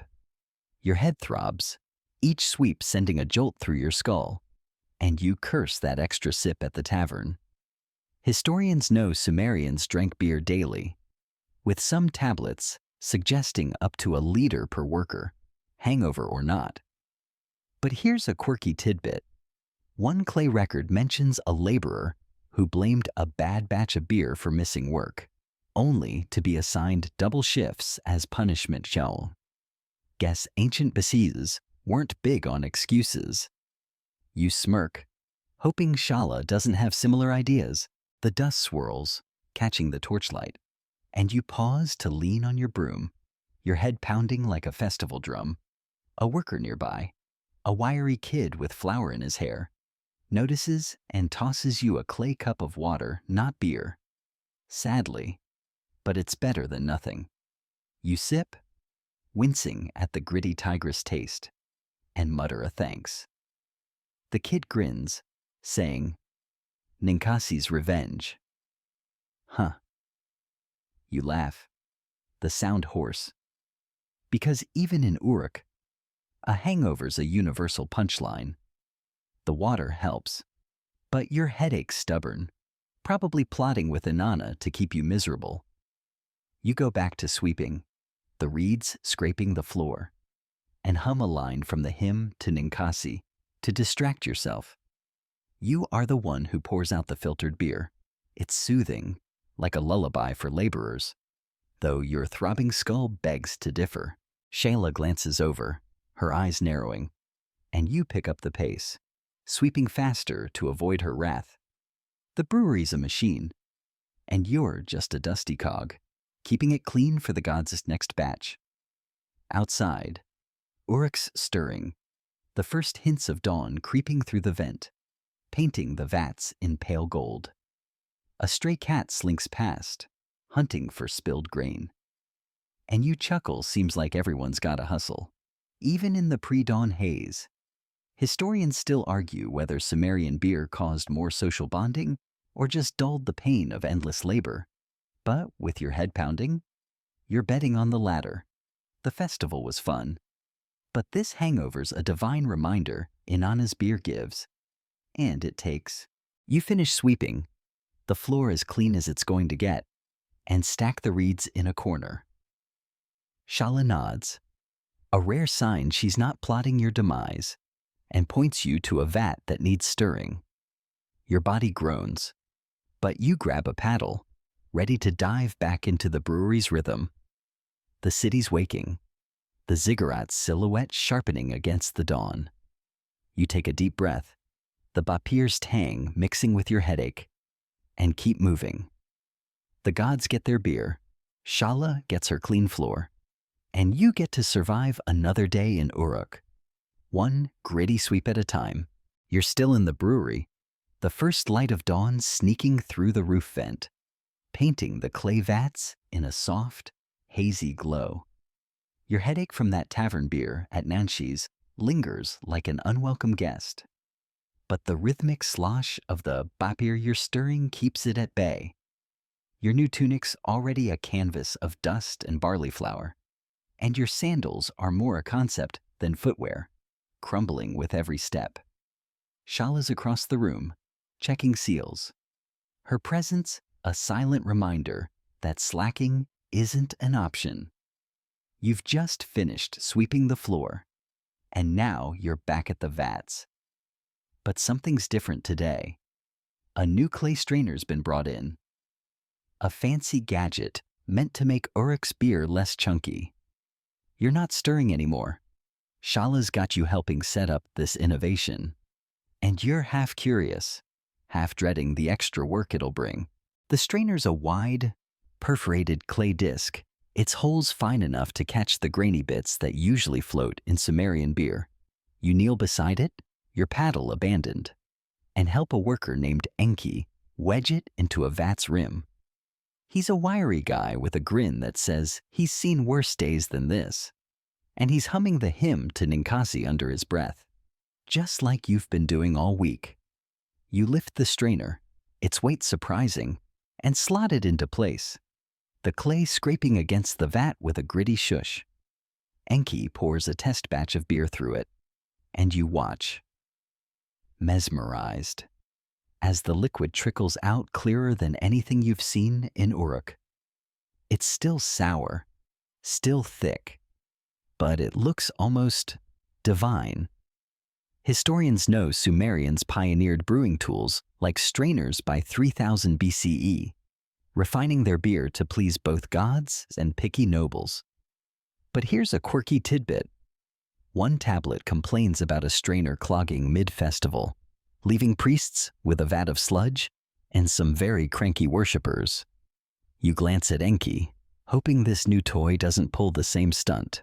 The beer drips into a jar below, and you catch a whiff of its familiar bite yeast, dates, and that faint hint of sacred magic.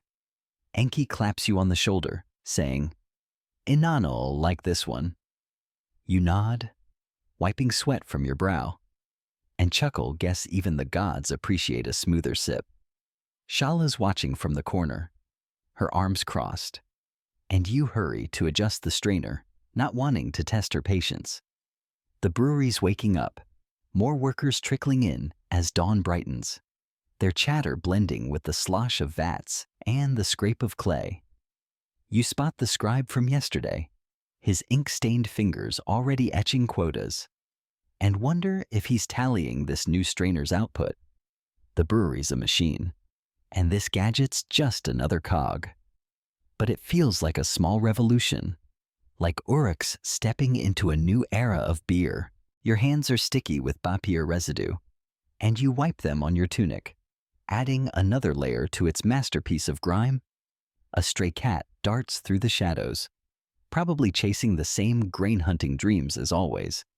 And Ugrin seems like everyone's got a stake in this brewery. The strainer's working, the beer's flowing, and you feel a flicker of pride, like you're part of something bigger than your blisters. Enki starts pouring another batch, and you steady the jar below, the cool clay a brief relief against your raw palms. Historians still argue whether these brewing innovations were about pleasing the gods or just making beer palatable for fussy elites. But watching the clear liquid pool, you're betting it's both. Inanna gets her pristine ale, the nobles get their bragging rights, and you get to keep stirring or straining. Now, Sheila calls you over, her voice cutting through the brewery's hum, and points to another vat needing attention. Your body groans, but you stand, brushing dust off your knees. Outside, Uruk's dawn is breaking, the ziggurat's silhouette softening in the morning light. You take a deep breath, the Bapir's tang filling your lungs, and head back to work. The brewery's rhythm never stops, and neither do you. Just a laborer keeping the gods' beer flowing, one strainer, one jar, one gritty dawn at a time. You're still in the brewery. The dawn's pale light now flooding through the roof vent, turning the clay vats into glowing giants. Your hands are sticky from setting up that new strainer, and your tunic's a gritty tapestry of sweat, dust, and Bapir residue, clinging to you like a loyal but annoying dog. Your sandals are long past their prime, more holes than sole, and your headache from Nanshi's tavern beer is finally fading. Thank Inanna. Shala's across the room, her sharp eyes tracking every worker. But you're not scrubbing or stirring today. You're stationed near the vats, eavesdropping on a heated debate among priests who've come to inspect the brewery's output.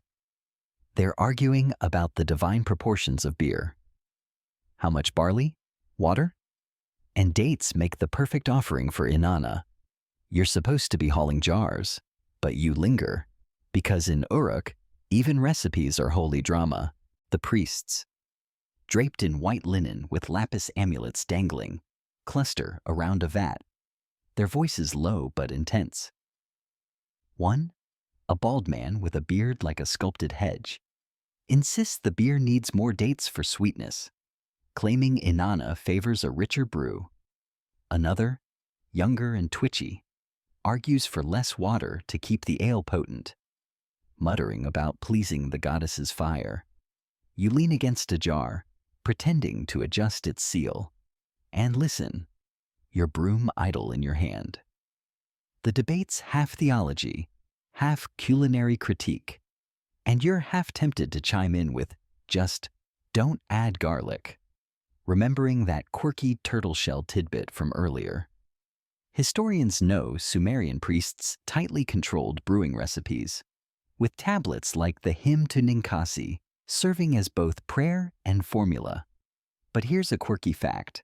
One tablet records a priest demoted for using too many dates, making the beer too syrupy for divine lips. Guess even Inanna had a palate to please. You smirk, wondering if these priests are risking a similar fate. The bald priest dips a reed straw into the vat, sips, and grimaces, sparking a fresh round of arguments. You stifle a laugh, because even holy men can't hide a bad beer face. Shala catches your eye, her glare sharper than a bronze sickle, and you snap back to sweeping, the reeds scraping the dirt floor. The priest's voices rise, now debating whether the new strainer you helped set up is diluting the beer's sacred essence. You roll your eyes, leave it to Uruk to turn a clay disc into a theological crisis. The brewery's hum surrounds you, the slosh of vats and the chatter of workers blending with the priest's bickering. A stray cat slinks past, eyeing a spilled grain, and you shoo it away. Chuckling seems like everyone's got an opinion in this place. Even the cats. You sweep around a vat, the dust swirling in the morning light, and catch a line from the younger priest. Ninkasi demands balance, not excess. It's practically a sermon, and you hum the hymn to Ninkasi under your breath, the tune now a reflex after days of hearing it. The priests finally agree on a slightly sweeter mix, and Shala nods, her face unreadable, probably relieved to get them out of her brewery. You stack your broom, ready to haul jars again, and feel a flicker of amusement. This is Uruk's heart gods, beer, and endless debates over how to mix them. Historians still argue whether these recipe disputes were about spiritual purity or just priests flexing control over temple resources. But listening to this squabble, you're betting it's both. Inanna gets her perfect brew, the priests get their power, and you get to keep sweeping. Shala points you to a stack of jars, and you groan, your body protesting as you sling one over your shoulder. The brewery's waking fully now, workers bustling in with fresh barley, their voices drowning out the priest's fading chatter. Outside, Uruk's stirring, the ziggurat's silhouette sharp against the rising sun. You take a deep breath, the bapir's tang mingling with your lingering headache, and head for the door. A kid runs past, kicking a reed ball, and you dodge, grinning despite the jar's weight.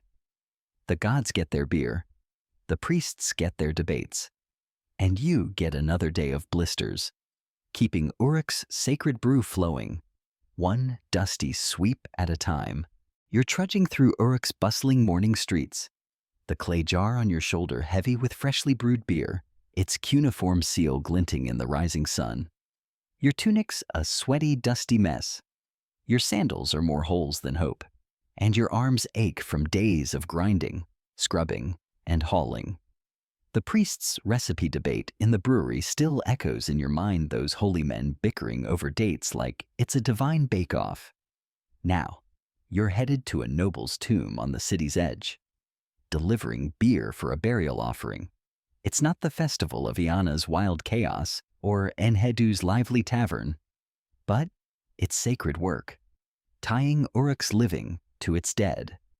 The air's warming, carrying the scent of baked earth and fermenting barley, and you weave through alleys, dodging a donkey cart and a kid chasing a stray goat, his shouts bouncing off mud brick walls. The tomb's a low, mud brick mound, half hidden by tamarisk trees, its entrance marked by a stone slab etched with Inanna's reeds. You're met by a priest, his linen robe pristine despite the dust, who checks your jar's seal and waves you inside. The air's cool and musty, a stark contrast to Uruk's heat. And torchlight flickers on walls painted with scenes of feasting and stars. You set the jar in a niche beside other offerings, loaves of bread, dates, and clay figurines with wide, unblinking eyes. The beers for the nobles' journey to the afterlife, a sip to ease their path through the underworld's trials. Historians know Sumerians believed the dead needed sustenance, with beer and food placed in tombs to ensure eternal comfort. But here's a quirky tidbit. One tablet describes a tomb where ants devoured the offerings, leading priests to sprinkle salt around jars. Guess even ancient bugs had a taste for Inanna's brew. You smirk, hoping your jar's safe from tiny raiders. The priest chants softly, his voice a low hum that makes the air feel heavy, like the gods are leaning in to listen. You stand back, your head low, mumbling along because skipping a prayer feels like tempting a divine audit. The chant's not the hymn to Ninkasi, but it's close, praising Inanna for guiding souls through death's dusty gates. You glance at the niche, the beer jar glowing in the torchlight, and wonder if the noble's sipping it in some starry afterlife, or if it's just sitting there, gathering dust like your tunic. The priest finishes, sprinkling water over the offerings, and you're dismissed with a nod. You step outside, the morning heat hitting you like a slap, and take a deep breath, the tomb's musty chill lingering in your lungs. Uruk's alive now, vendors shouting about sesame cakes and weavers cursing their looms. You pass a stall selling reed straws, and you chuckle, guess even the afterlife needs a good filter for chunky beer. Your job's done, but Shala's waiting back at the brewery, probably with another vat to scrub or jar to haul. The tomb's quiet purpose sticks with you, though a reminder that in Uruk, beer's not just for the living, it's a bridge to the dead, tying the city to its ancestors. Historians still argue whether these burial offerings were about spiritual devotion or just a way to honor elite status. But standing in that tomb, you're betting it's both. Inanna gets her brew, the noble gets their send-off, and you get another blister. You adjust your empty hands, grateful for the brief break from carrying, and head back toward the brewery. The ziggurat looms in the distance, its silhouette a constant reminder of the gods' watchful eyes. A stray cat darts past, hunting market scraps, and you grin. Seems like everyone's got a hustle, even in death's shadow. Your body's tired, but there's a strange calm in the rhythm of Uruk's streets, the clatter of carts, the hum of prayers, the ever-present tang of beer. You take a deep breath, the morning air mixing with your lingering headache, and keep moving. The brewery's calling, and you're just a laborer, keeping Inanna's beer flowing from the living to the dead, one dusty step at a time. You're weaving through Uruk's sunlit streets. The tomb's cool, musty air now just a memory as the morning heat wraps around you like a too-tight tunic. Your hands are empty for once, no clay jars digging into your shoulders, but your body's still groaning from days of grinding, scrubbing, and hauling. Your new tunic's already a dusty, sweaty relic, and your sandals are more dust than soul, crumbling with every step. The brewery's your destination, where Shala's no doubt waiting with another vat to stir or floor to sweep. But as you near the market, a commotion stops you, a shouting match between two tavern keepers, their voices cutting through the hum of vendors and donkey carts. You're supposed to keep moving, but curiosity pulls you in. Because in Uruk, even a fight's got something to do with beer. The market's a chaotic swirl of stalls, piled with figs, sesame seeds, and clay figurines. The tavern keepers, both women, stand nose to nose outside a mud brick tavern, their hands waving like they're summoning Inanna herself. One's Nanshe, the sharp-eyed woman from that tavern where you sipped sour ale, her braids swinging as she yells. The other's a stocky brewer named Ishtar, her apron stained with bapir. They're arguing over a batch of beer Nanshi claims Ishtar's brew is watered down, cheating customers and insulting the gods. Ishtar fires back, accusing Nanshi of stealing her best barley supplier. You lean against a stall, pretending to inspect a basket of dates. And listen, your broom idle in your hand. The crowd's growing, vendors pausing to watch, and you spot a kid grinning like he's at a festival. You chuckle, guess Uruk's got its own version of reality drama. No clay tablets required. Nanshi jabs a finger at a jar by Ishtar's door, its seal glinting with Inanna's mark. That's no divine brew, she snaps. It's river water, with a barley afterthought.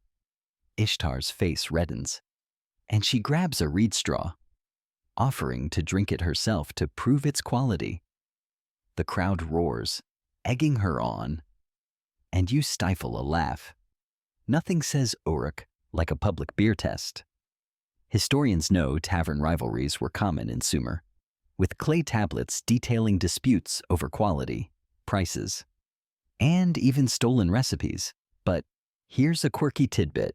One tablet records a tavern keeper fined for spiking her beer with too much date syrup, making it unfit for Inanna's altar guests. Sweetening the deal could backfire. You glance at Nanshi, wondering if she's got any syrup stashed, but her righteous glare suggests she's all about the purity. A priest steps in, his white linen robe cutting through the crowd like a divine referee. He raises a hand, and the shouting stops, though Nanshi's still glaring daggers.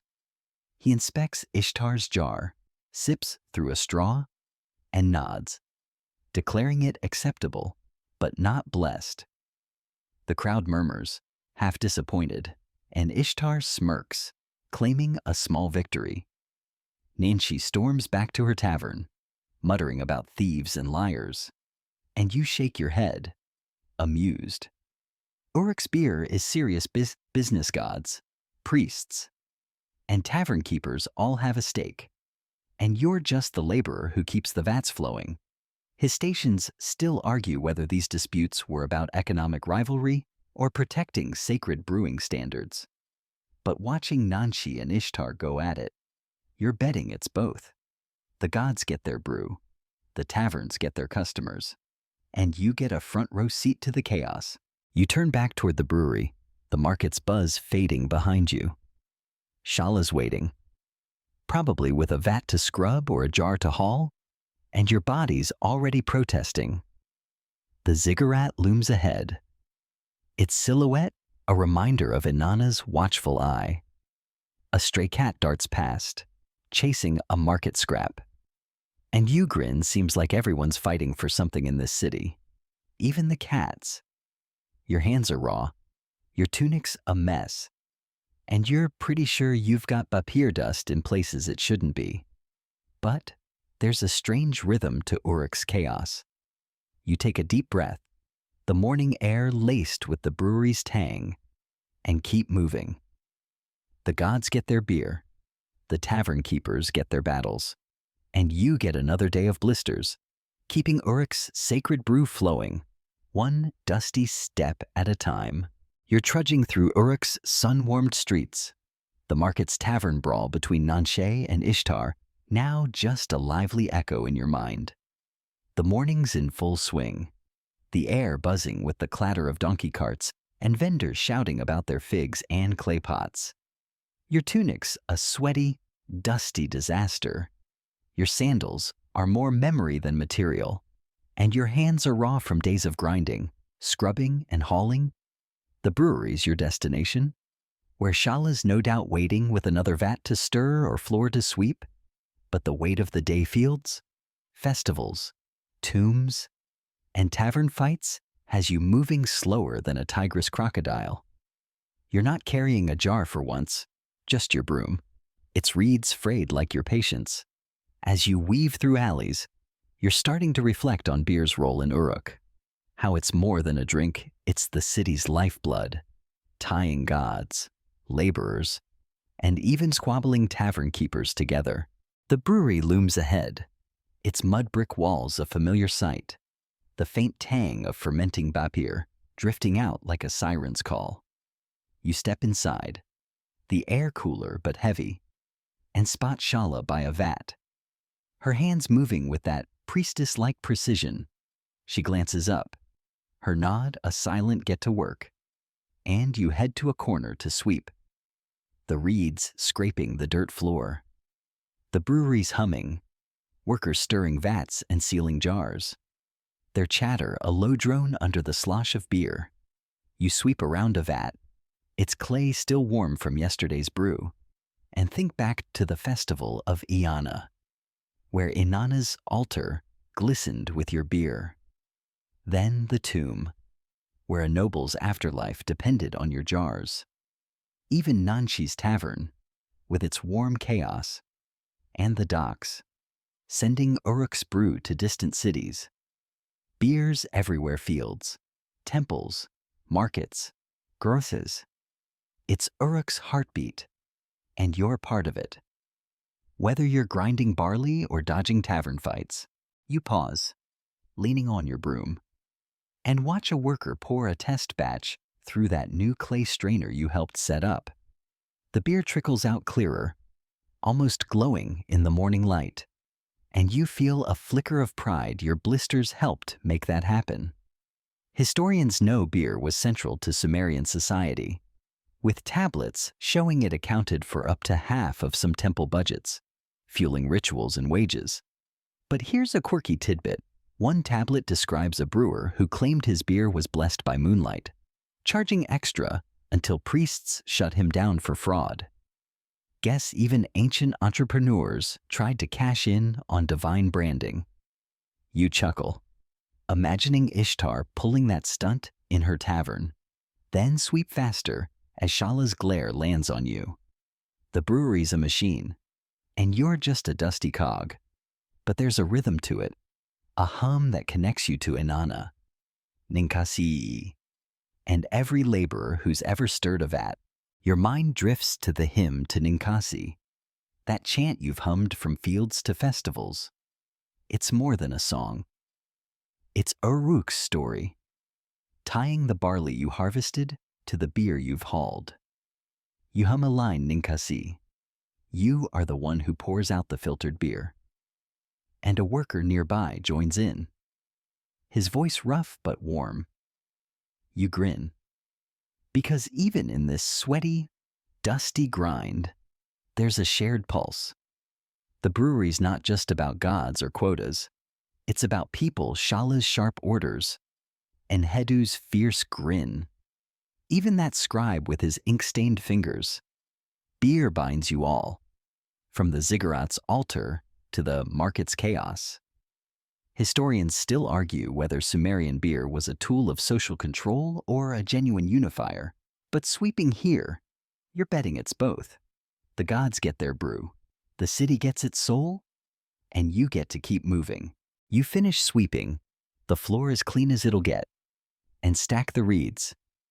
Shala points you to a vat needing stirring, and you grab a paddle, your body groaning but resigned.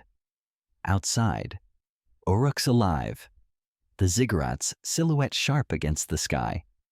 A stray cat slinks past, hunting for grain, and you laugh, seems like everyone's part of this beer-soaked city.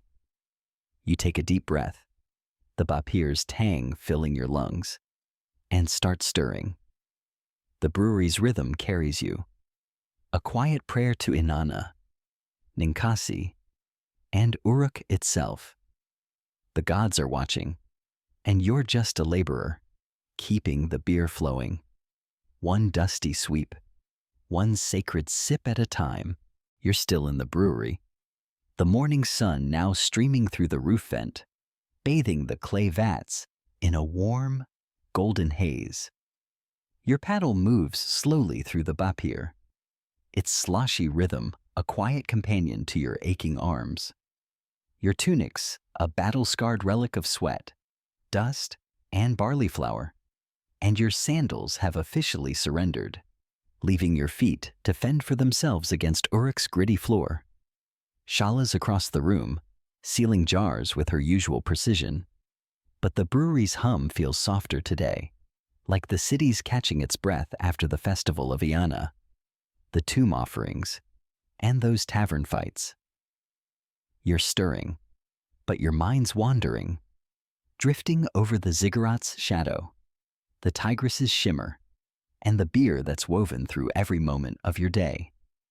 As dawn settles over Uruk, you're reflecting on how this brew Inanna's gift. Ninkasi's craft holds the city together, a sacred thread tying you to the gods and the dust under your feet. The vat bubbles gently, its sour sweet tang filling the air, and you lean into the paddle's rhythm. Each stir a small prayer to keep the gods happy. You think back to the fields, where you hacked barley under a brutal sun, and the docks, where your jars sailed north to distant temples. The festival's wild drums, the tomb's quiet chants, even Nanshi and Ishtar's market brawl, all of it circles back to this brewery, to this beer. It's not just a drink, it's Uruk's soul, poured into every altar, tavern, and grave. You hum the hymn to Ninkasi, its familiar notes, a comfort Ninkasi. You are the one who pours out the filtered beer, and a worker nearby nods, his own paddle keeping time. Historians know Sumerian beer was a cultural cornerstone, with tablets showing it fueled everything from religious rites to daily wages. But here's a quirky tidbit. One tablet tells of a brewer who claimed his beer could speak to the stars, earning him a cult following until priests shut him down for blasphemy. You smile, wondering if your vat's whispering cosmic secrets, but it just bubbles back, unimpressed. The brewery's alive but gentle, workers moving with the ease of a city settling into its day. Shala's voice cuts through, calling for more jars, but you're lost in the vat's slow churn, the bapir's froth catching the sunlight.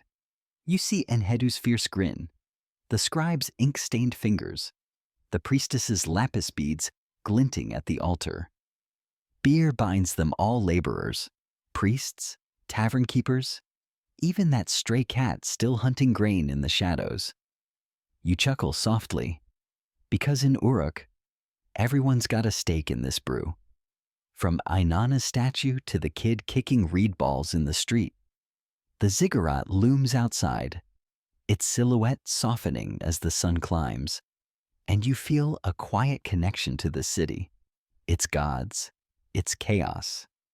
Historians still argue whether Sumerian beer was a divine gift or just a clever way to keep workers fed. But stirring here, you're sure it's both. The gods get their ale, Uruk gets its rhythm, and you get to be part of it. Blisters and all, your paddle slows, the vat's contents settling, and Shala's nod signals you're done for now. You set it down, your hands raw but steady, and wipe your brow, leaving a streak of bapir across your face. The brewery's hum fades, and you step outside, the morning air warm but kind. Uruk's waking fully, vendors shouting, carts creaking, the tigress glinting in the distance. You stand by the brewery's wall, the ziggurat watching, and let the city's pulse wash over you. The beer you've made will flow to altars, taverns, and tombs, carrying Inanna's blessing and your sweat.